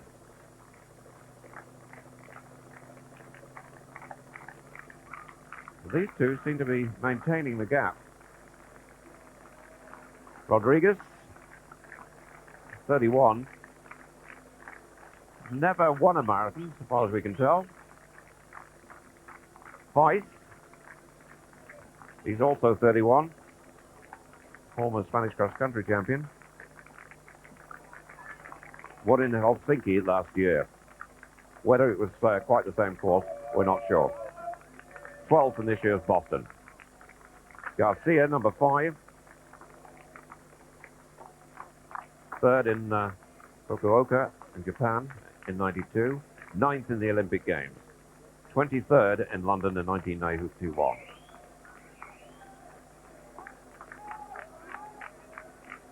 Diosdado, number 7 of Spain. 2nd in San Sebastian in 92. He's 28 next week.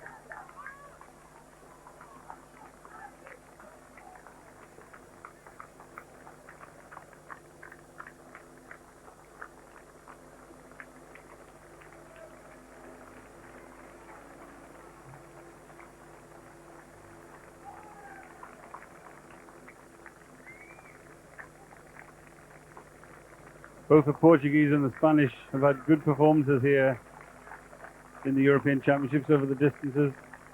Portuguese athletes winning the women's marathon and 10,000 meters, and the Spaniard Anton winning the men's 10,000 meters, as well as the men's 1,500 meters with Cacho.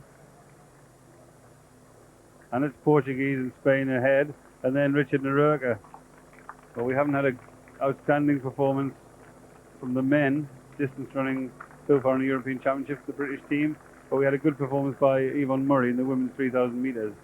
We got another chance today in the 5,000 meters with Rob Denmark and John Nuttall, and Richard Narurka, 6th place now. He said he dreamed about winning a medal in a major championship since he started running at Bradford Grammar School at the age of 14 years of age. We've always felt that this was his best opportunity because at 10,000 meters he was 5th in the World Championships in Tokyo, and he was 5th in the European Championships. Never thought he could win either of those races. I was impressed with his performances in both of those races, but today we felt that this was his opportunity to win a medal in a major championship, and he's got himself to this position very efficiently. He's never got involved in the race. He's run very smoothly, he's run very strongly, and he's run very confidently just to stay back off the group, and he's gradually closing that gap down. He's running a fine race, but he's got some very, very good, strong distance runners ahead of him. Between them, they've run good 10-kilometer races. They've run good half marathons and marathons between them, and Richard's just giving them those few yards. That's a sign of confidence. Well, it'll be surprising if the winner, indeed the first 3, don't come from the leading 7 now. That's Garcia of Spain, followed by Pinter of Portugal, and Fiz of Spain, Diosdado of Spain, Rodriguez of Portugal, Richard Narurka, Great Britain.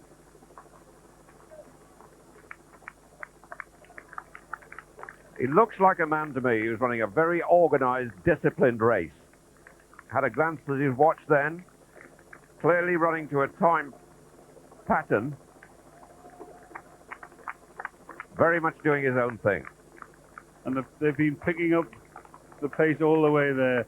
They've gone through 30 kilometers in 1 hour, 33 minutes and 20 seconds, which puts them close to 2 hours 12 pace.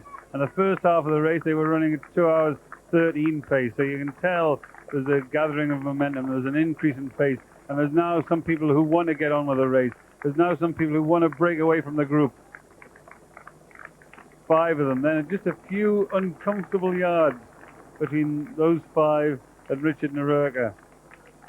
We're willing him to close that gap. We're willing him to get involved, but he's running his race, and he's run it very, very sensibly so far. Still, an awful lot can happen over the next 12 kilometers.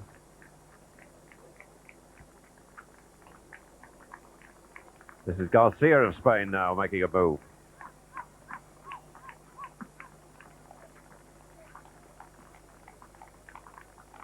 Shortly they'll be going out the last loop, just over 6 miles.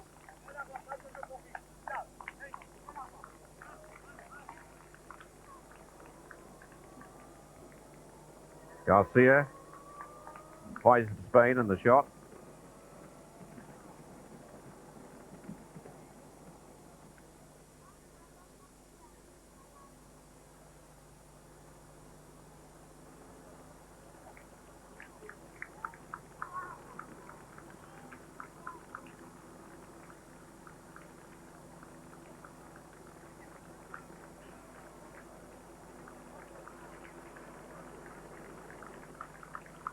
And Spain looking pretty dominant in the team race.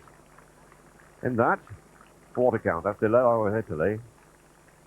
We've got Matthias of Portugal, followed by Chevalier of France.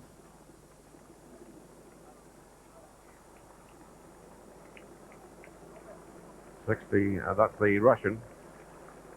Strzyakov, 67. 56 is Gaidis of Poland. Then Hanainen of Finland.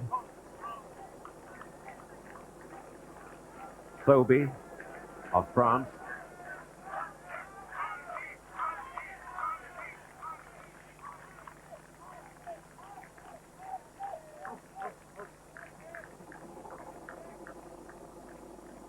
Sobi. Now back with the leaders. Rodriguez going backwards a little bit. So too is Pinto. Naruka maintaining the gap. Happy to be by himself there, seems to be. The leading three.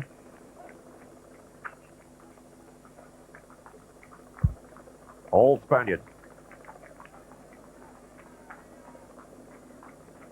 A very impressive trio. Providing the fourth Spaniard doesn't fold completely. They must be way out in front in the team race. Rodriguez in fourth place. Naruka now fifth, Pinto sixth, Delello Italy seventh. Richard's running an extremely measured, calculating race. Fifth place now, that's the highest he's been. Never been in contention, happy to run on his own, happy to run at his pace, happy to control his own mind, happy to control the fact that the confidence swings. Sometimes you're confident, you're feeling good. Sometimes you're less than confident, you're feeling bad. And he knew what to expect. He's been helped greatly by David Hemery in his mental preparation for the marathon. And many people say the marathon is 80% mental and 20% physical. Well, you've got to do the physical bit, you've got to train to get there, but it helps if you know what you're doing when you do get there. But the three Spaniards do look strong together. Well, if and when you do get there, I can give you details now on how to enter for the London Marathon next year, which takes place in April. There's a hotline number. If you'd like to take part, you need to pick up an application form at a sports shop near you before September 30, obviously. Applications, entries closed then. You can find out details of your nearest sports shop by ringing a special hotline 0925 41 7744. 0925 41 7744 if you want to try and enter the London Marathon. Now news of a Star Trek scheme by the British Federation for youngsters across the United Kingdom who've been inspired to emulate their favourite track and field stars. Star Trek provides a unique opportunity for children between 8 and 15 years old to take part in an athletic activity week starting tomorrow. They're being held all over the country, starting tomorrow in various places. Now, parents and children can ring Star Trek on a hotline number 021 446 5000. 021 446 5000 to discover the nearest Star Trek to them. The hotline number opens at 9 o'clock each morning. Meanwhile, no change on the road, except that Naruka is now fourth.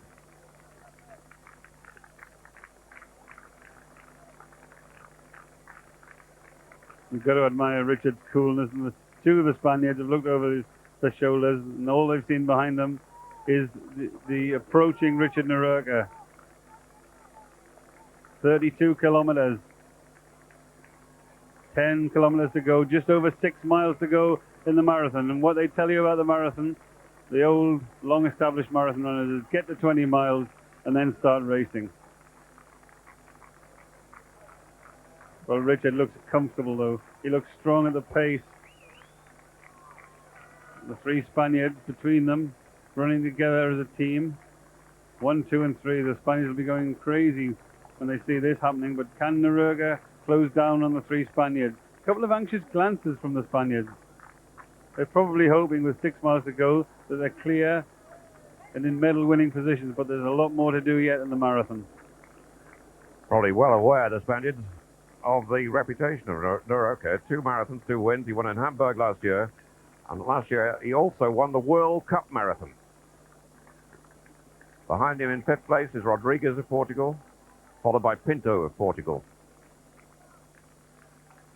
Garcia is 5. Fiz is 4. 7 is Justado. And 29, Narurka.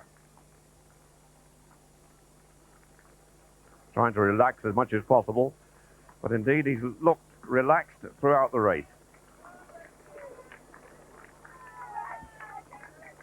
But the time is approaching when he must make his move. He's got to start closing that gap.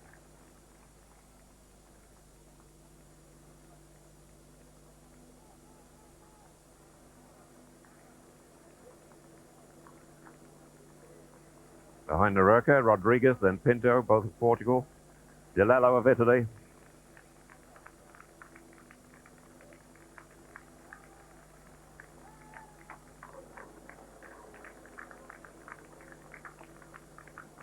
Looking a little weary.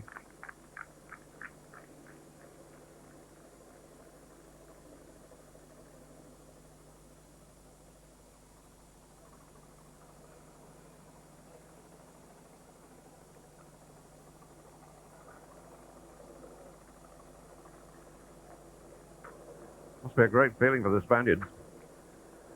I've been feeling of companionship, but also rivalry. Well, there certainly is rivalry, but that was a good show of companionship. Passing the sponges across, talking to one another. Between them, taking the opportunity of looking over their shoulder, and what they'll see is a confident-looking Richard Narurka approaching them. 2 sponges, so you can tell the weather conditions are getting warmer. And I imagine there'll be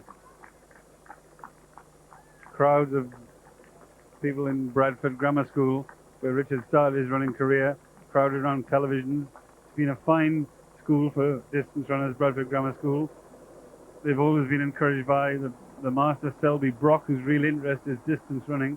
And Richard was telling me that he's really got excited about distance running when the teacher took him to Leeds, Roundhay Park, to watch the national cross country, when he saw Steve Ovett running in the national cross country. Since that day, he's been determined to win a medal at a major championship.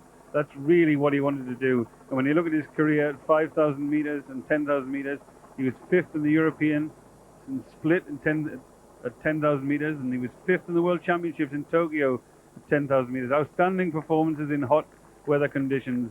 Then at the Olympic Games in Barcelona, he was 17th, and he then decided the marathon was going to be his career. Since then, he's run 2 marathons, and this is his first championship at the marathon. In 4th place, the closest he's been. Can he get closer, and can he close that gap? Richard was a teacher at Marlborough, but he's now a full-time athlete. His coach, Bruce Sello, is still teaching at Marlborough. Pinto and Rodriguez of Portugal, followed by Dilello of Italy. 62 is Matthias. 67, Srizharkov. 20, Chevalier.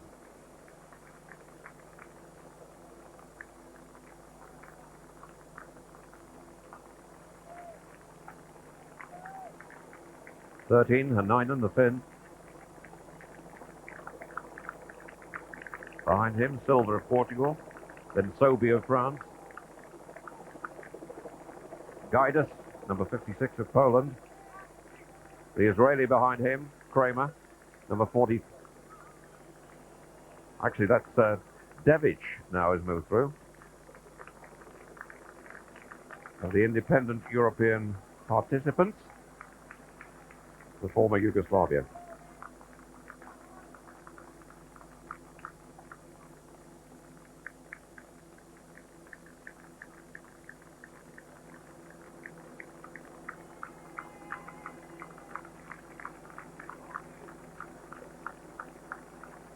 Well strung out. And at this point, with the Spaniards 1, 2, and 3, Narurka must be wondering if his race plan is going to work out.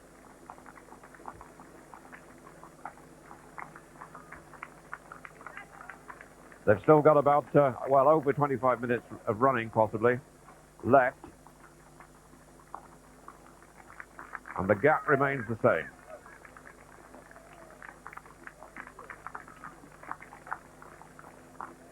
Just about 5 miles to go in the marathon, and the three Spaniards look formidable. Great advantage that the three of them are able to run together, psychologically encourage one another and physically help one another by passing the sponges and the drinks. But they're looking over their shoulder and they'll see Richard Naroka coming. They'll probably get the information from the roadside about what the gap is. It would be interesting for us if we could just tell what that gap was. Richard looks as though he's clear in 4th place.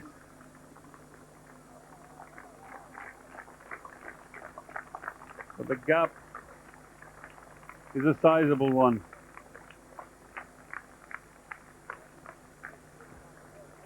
Well, I don't like the look of it at the moment, Brendan. Looks to me as if the Spaniards are drawing away rather than Richard closing the gap. But certainly, if he's going to get in the medals, the move's got to be made now. The Spaniards look back, one of them. The word will be going round.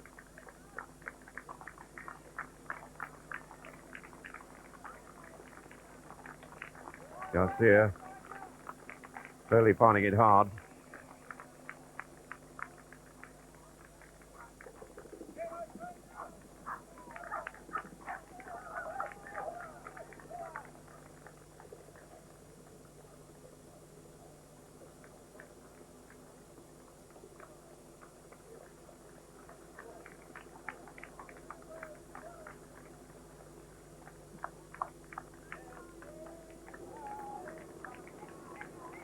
Naroka doesn't appear to be making any impression on the leading three.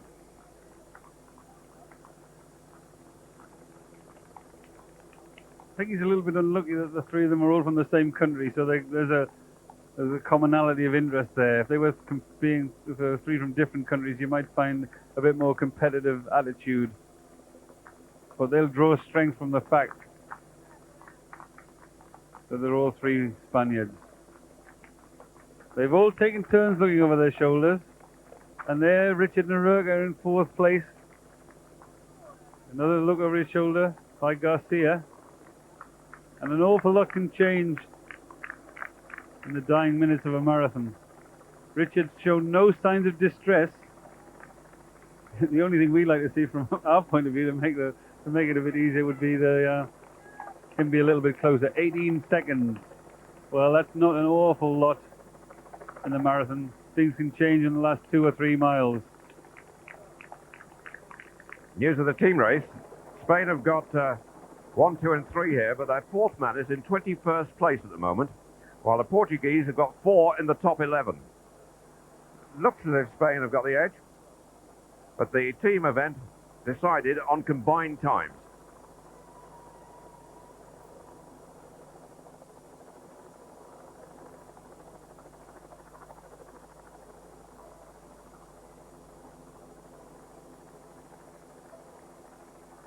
Fiz is the leader there, Garcia with the headband, Diosdado in 3rd place.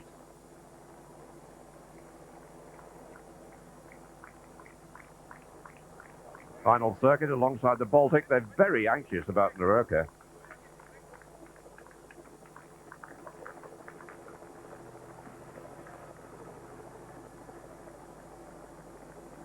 Just working out from that 35 kilometers, they look as though they could run well inside 2:12 now. When you think the race set off 2 hours 13, 2 hours 14 pace, then the second section of the race has been consistently faster than the first section of it. And the three Spaniards, again, anxious to get their drinks.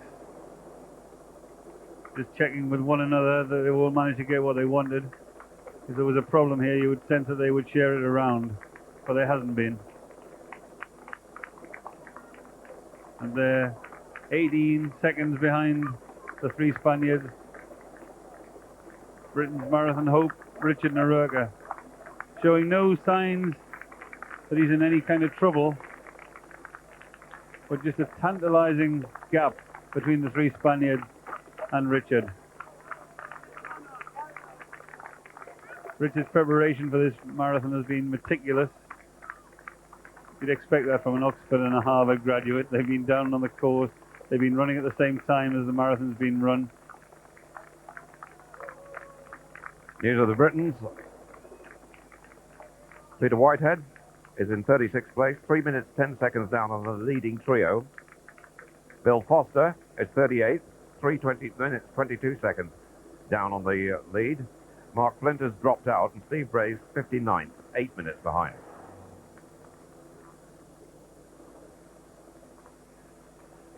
Diosdado, the third of the Spaniards there, just going through a little bit of a bad patch. Began to get a little bit detached, but seemed encouraged when his mate turned over the shoulder. That probably didn't say anything to him, but he somehow gathered himself up again and got inside that group. If any one of the three looks vulnerable, to me, it would be Diosdado. And there, Richard Noruega on his own, a lonely chase against the three Spaniards.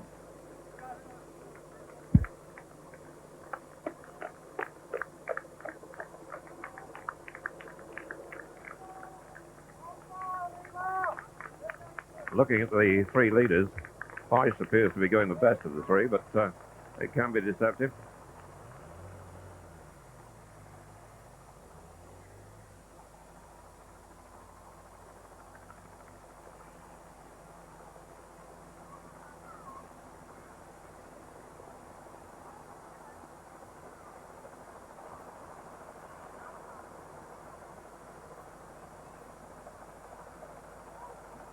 Was absolutely windless when the race started.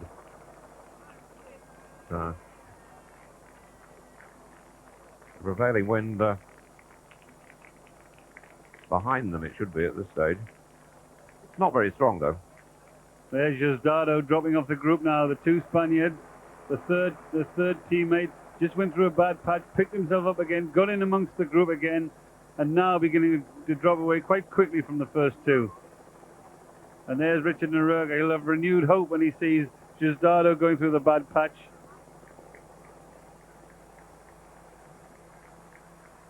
Garcia continually looked anxiously over his shoulder. Fiz, who's been happy to lead for a lot of the race. And those two now getting away from the third Spaniard. And that gives Richard Noruega his opportunity just to keep his consistency, just to keep his application, just to hang on in that position, and a medal may come to him rather than him going after it. Diosdado may be struggling now in third place.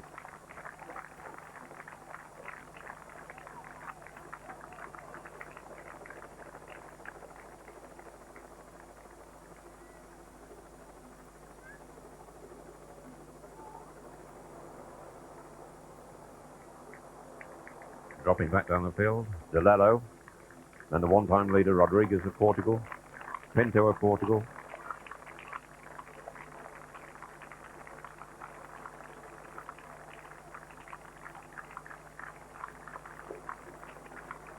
Very clear, they're finding it hard.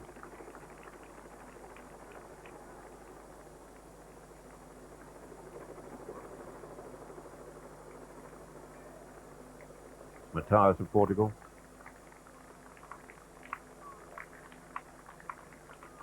Followed by Stryjakov of Russia, Chevalier of France, and Nainen of Finland. He won't be short of help. The crowd's thickening all the time.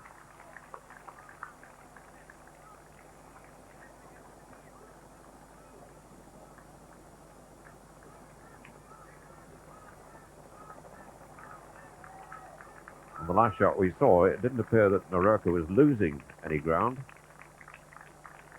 He wasn't gaining either.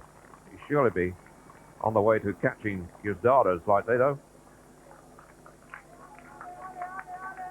Fiz is number 4, Garcia number 5. Diosdado number 7.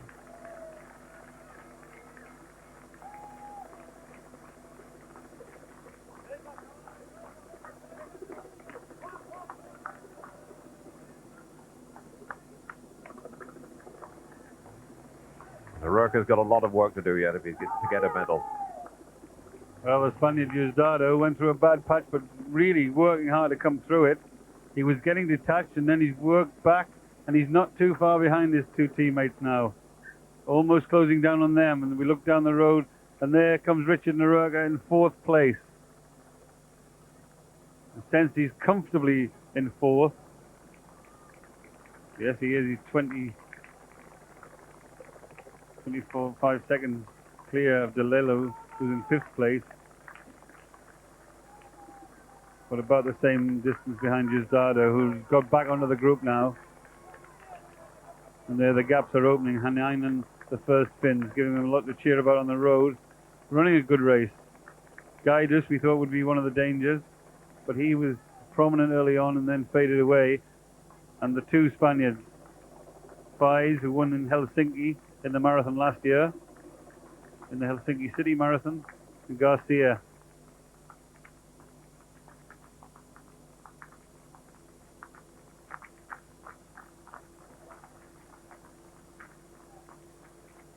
Just over 15 minutes running time left. If they can maintain the same pace. The leaders inside a 2 hours 12-minute pace. Diosdado clearly now in trouble. Must give Naroka hope.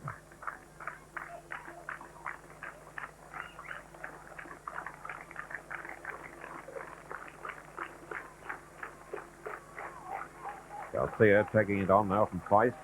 Diosdado.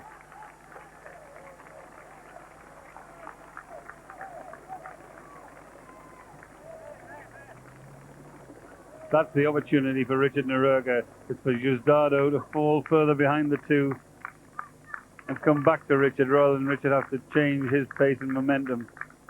But the two Spaniards at the front look strong.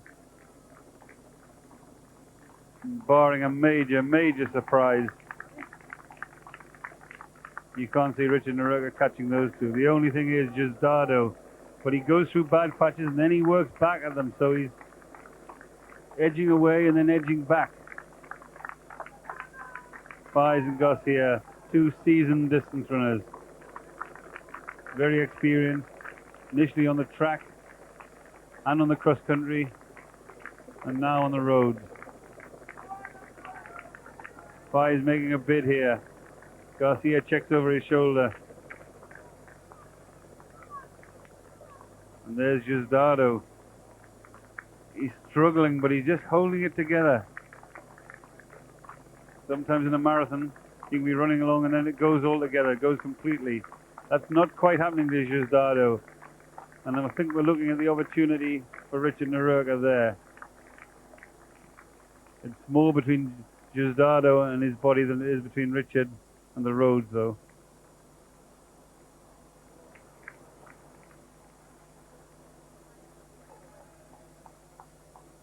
Fiz and Garcia. Fiz is 31. Garcia is 32.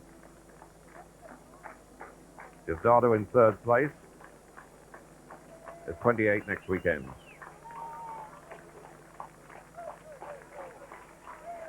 Now,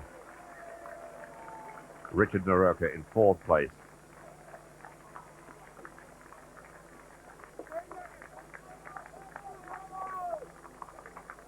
And I said on the first lap that hill isn't quite as anything like as steep as it looks on that shot.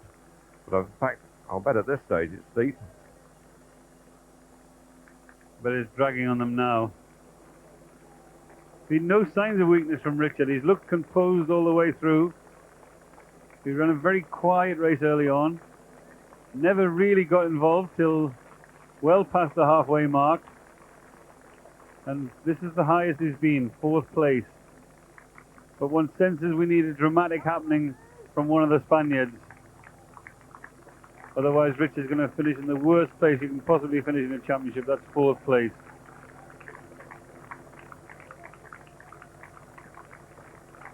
Diosdado in 3rd place.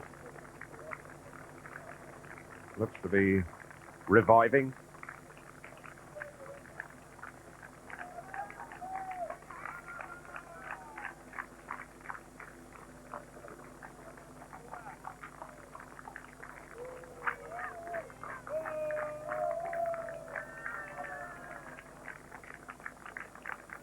Well, whatever happens now, what a marathon for Spain. They could finish with gold, silver and bronze. Even if they don't, an outstanding piece of running by the Spanish team. I think the Spanish Federation's approach to the distance runners is one that the British Federation could learn from. They were first and second in the 1500 meters with Cacho. They were first with Abel Anton in the 10,000 meters, and it looks like, barring accidents, they're going to get the gold medal, at least the gold medal, and another medal in the marathon. And they've taken care of their athletes, and they've managed their programs. They've managed their training programs and their racing programs. They've kept them away from big money races, which sometimes can ruin distance runners. And here now, Fiz of Spain makes his real bid for victory. Garcia looked over his shoulder to see whether he was clear in second place, and he was. But this is a serious, aggressive bid for victory by Martin Fiz of Spain. The way Garcia looked back, he looked to have conceded the race.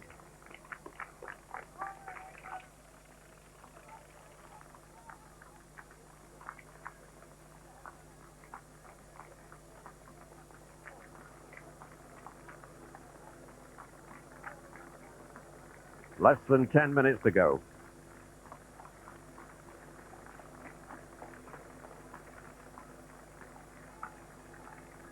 The last time check we had, they were inside 2 hours 12. Fiz leads. Garcia in second place. Giussardo third. Naruka fourth. We're told the atmosphere out on the course is absolutely fantastic. We've got trackers out there. There are hundreds of British supporters, apparently, and Bruce and Sue Tullow, who coaches Naruka, and his wife Sue, they look exhausted, apparently. They've been running non-stop to every vantage point. This being a loop course, they go around 4 times. It's easy to get backwards and forwards. Well, Sue Tullow said she wants 2 European champions in the family. Bruce won the European 5,000 meter championship in 1962. But the question now of whether Naruka can get a medal. What a performance by the Spaniards. And Richard's really only chance of a medal now is that one of the Spaniards falls apart in the last couple of miles. And you can't really see it. Fiz running strongly and aggressively. Garcia not sufficiently detached, but checking his watch to see how his splits are, and Fiz looking anxiously over his shoulder to see whether he's got a winning lead yet. But there's a bit more work to do for Martin Fiz of Spain. What a game they've had so far from the distance runners. And the head of their federation was telling me the other day that they've really been aiming for distance running over the build-up over the years. 2 hours, 3 minutes and 49 seconds at 40 kilometers. Well, this is going to be a lot faster. It's obviously been a lot faster in the later stages. They're going to run close to 2 hours, 11 minutes now. Well, you'd think the Spaniards were running away with the team race, but the fourth Spaniard is apparently a long, long way back. It appears to be between Spain and Portugal for the European Team Cup. But here's the potential gold medalist. Martin Fiz going right away from Garcia. Giussardo, also of Spain, in third place. No sign yet of Naruka.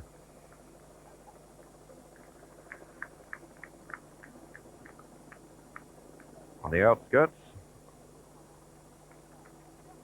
of the Olympic Stadium.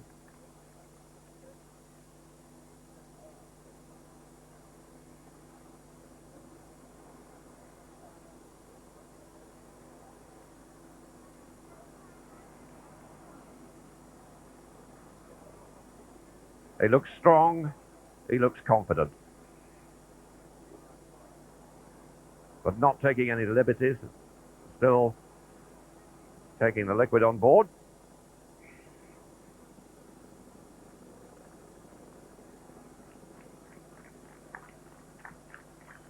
Controlled aggression. And we've just got some splits at 40 kilometers there, and Richard Naroga's a minute behind the leader here, who looks so determined. Garcia still looks strong. And the only chink of light we saw for Richard Naroga was whether Giuzdado fell apart and went to pieces. He's certainly tired, he's certainly working hard, but I don't think he's going to give up on his position. And there we can see Richard Naroga in 4th place. Looks as comfortable as he has done throughout. But this is the most competitive marathon race he's ever run. The only championship marathon run. But I would hope he's sufficiently encouraged in 4th place. The highest placing he's ever had in a championship. His highest previously being 5th in the European Championships and the World Championships in the 10,000 meters. But this is his future on the roads in the marathon. And he's been learning all the time from this procedure and this exercise. In the team event, there's quite a scrap going on out down the field, as important to the individuals as the races up front. The 4th Spaniard is over a minute behind the 4th Portuguese, but the Spaniards looking like getting 1, 2, 3. The team cup is decided on combined times, so perhaps they've got enough in the bag here, but a lot will depend on the 4th place men for Portugal and Spain in the closing stages. But if Spain lost the team race, having won 1st, 2nd and 3rd and win 3 medals, I think it would be a moral victory to the Spaniards.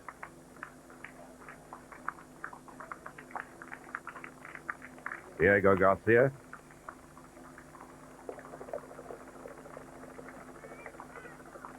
Clearly has settled for silver mentally.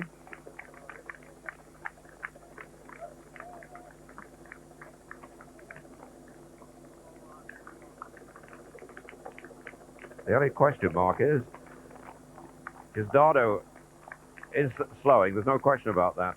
Whether Naroga can catch him in the last 1,000 meters.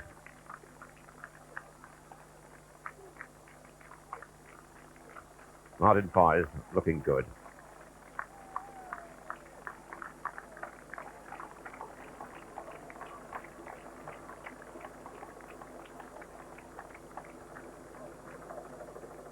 Into the Olympic Park. The climb towards the tunnel, which you'll have to go through in 2 or 3 minutes to enter the stadium.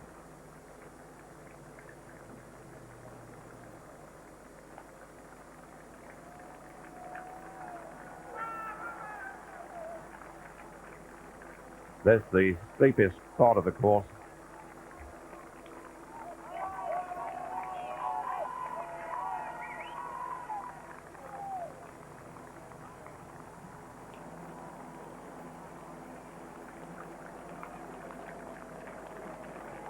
Almost in sight of the entrance.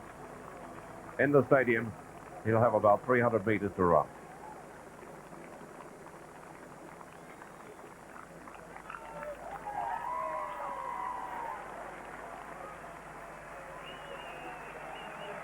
From the shadows into the sun, and the final 300 meters. They've got every reason to be proud and happy, the Spaniards.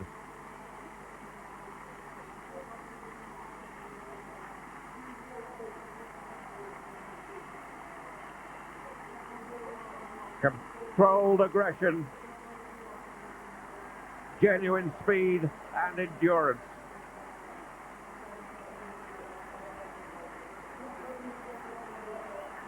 Martin Fiz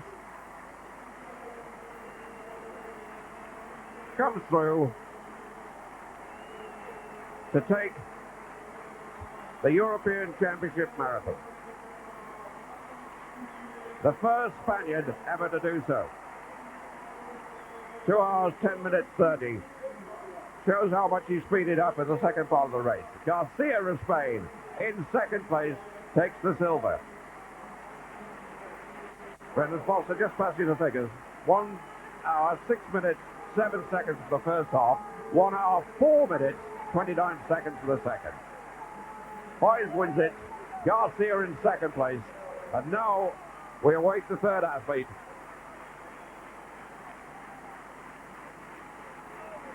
It's Giuzdano coming down the straight. A 1, 2, 3 for Spain. Nerurka on the track on the far side.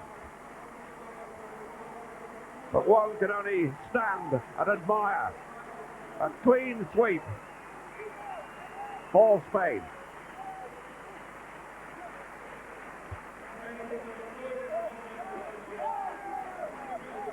And so the Spaniards salute the crowd and their own supporters in particular, as Richard Nerurka comes home in 4th place. Winner of the World Cup Marathon last year, couldn't quite get on terms with the Spanish trio. Nerurka's time, 2 hours 11:56. A minute 26 behind the winner. What a marvellous game for Spain. And what a terrific run by Richard Nerurka. He ran the second half of the race faster than the first half. He went out in 1 hour, 6 minutes and 7 seconds and came back just under 2 hours, 12 minutes. Rodriguez, the Spaniard, the Portuguese, the first Portuguese coming home, and De Lello, they're going to race it out for 5th place in the European Championships. And a cheer goes up as the first Finn comes into the stadium. But it's De Lello in 5th place. Rodriguez in 6th.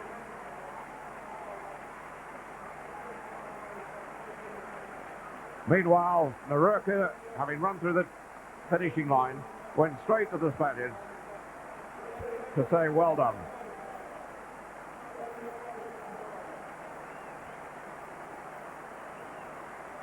What a game they've had. First and second in the 1500 metres, led by the Olympic champion. As we watch Hanainen, the Finn, coming home to a great roar from the crowd. But the Spaniards won the 10,000 metres. They've had 1, 2, 3 in the marathon. As the first Finn comes home, ahead of number 63, Pinto of Portugal, and then Chevalier of France. But just to underline the performance of the Spaniards, they've taken over distance running in Europe, and they intend to prove convincingly at the first ever European cross-country championships in Alnwick in Northumberland in December that they've got it in every department in Europe.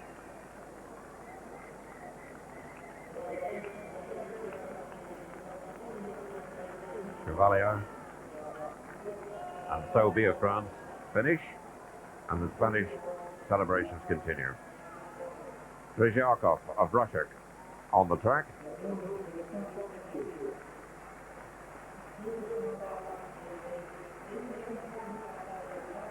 There's quite a race going on behind him.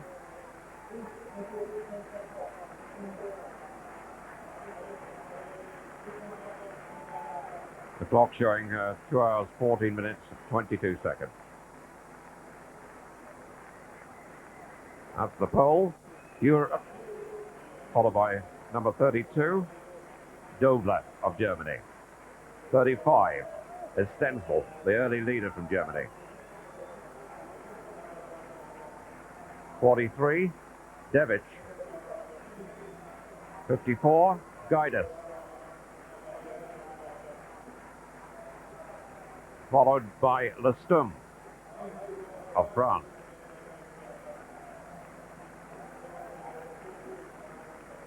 Former steeplechaser.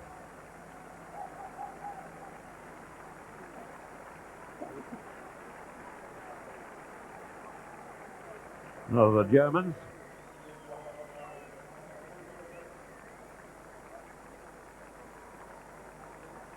Wackenbroder was the German there. 69. Tolstikov, who won the London Marathon in 91. That's to France.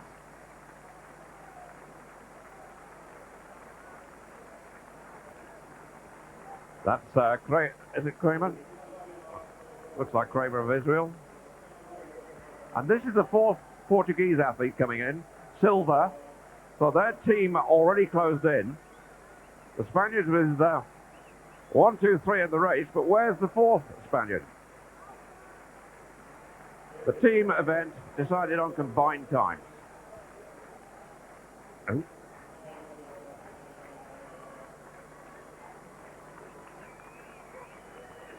Yorkley of Norway gone through. And this is the second Briton, Peter Whitehead. This is his first ever international, his 6th marathon. He's 29, runs for the Skyrack Club.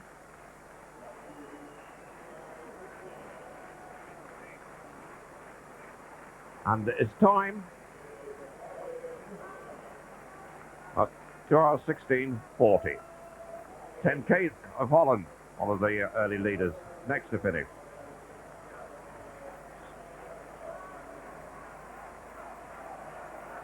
Well, there are the results. Fiz of Spain, the gold medalist, 2 hours 10 minutes 31 seconds, a championship best performance. Garcia of Spain in second place, 2 hours 10 minutes 46 seconds. José Dardo of Spain, the bronze medal, 2 hours 11 minutes 18 seconds, best marathon time he's ever run.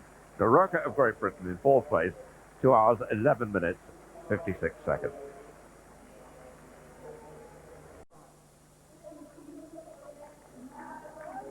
So to the marathon victory ceremony. A complete victory for Spain. Gold, silver and bronze. And there it is, Emil Zatopek. European and Olympic champion, world record holder. Won 3 gold medals in the Olympic Games here in 1952.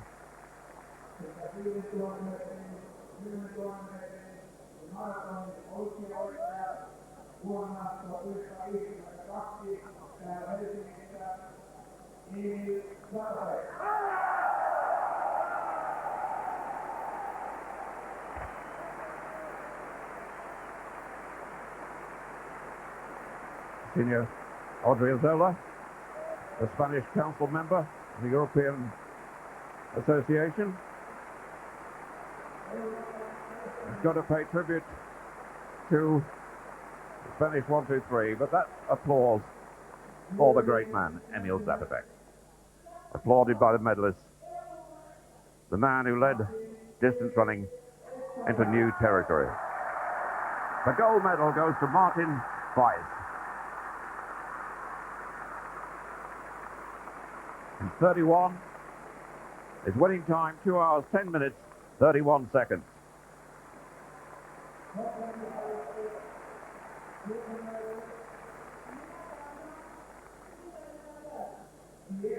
The silver goes to Diego Garcia.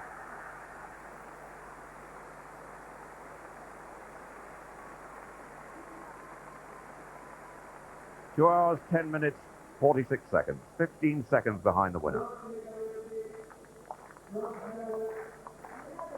And bronze for Spain's Alberto Diosdado.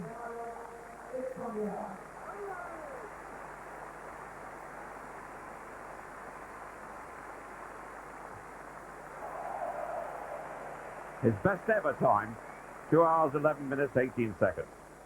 And now a moment these athletes will treasure. Emil Zatopek congratulates them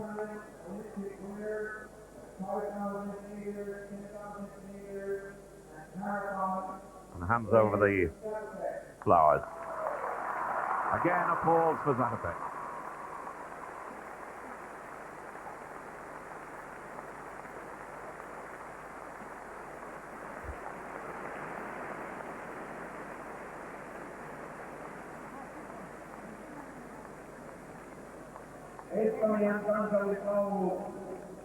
The national anthem of Spain. The Spanish anthem.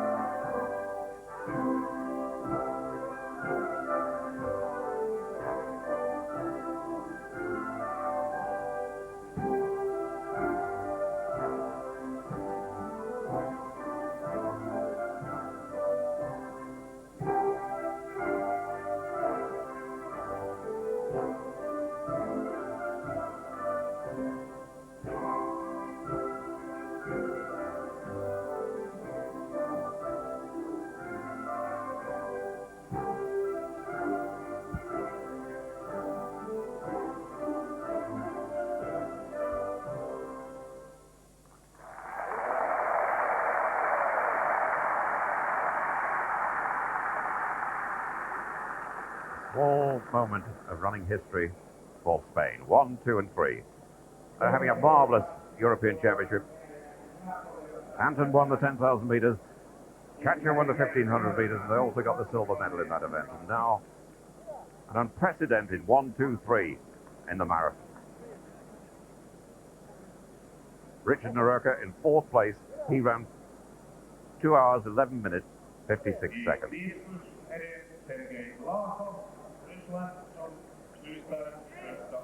So as the trio leave the rostrum, you will not be surprised by the next result.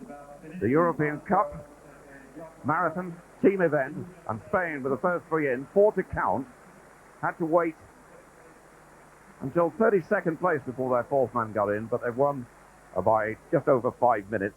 Portugal in second place and France third.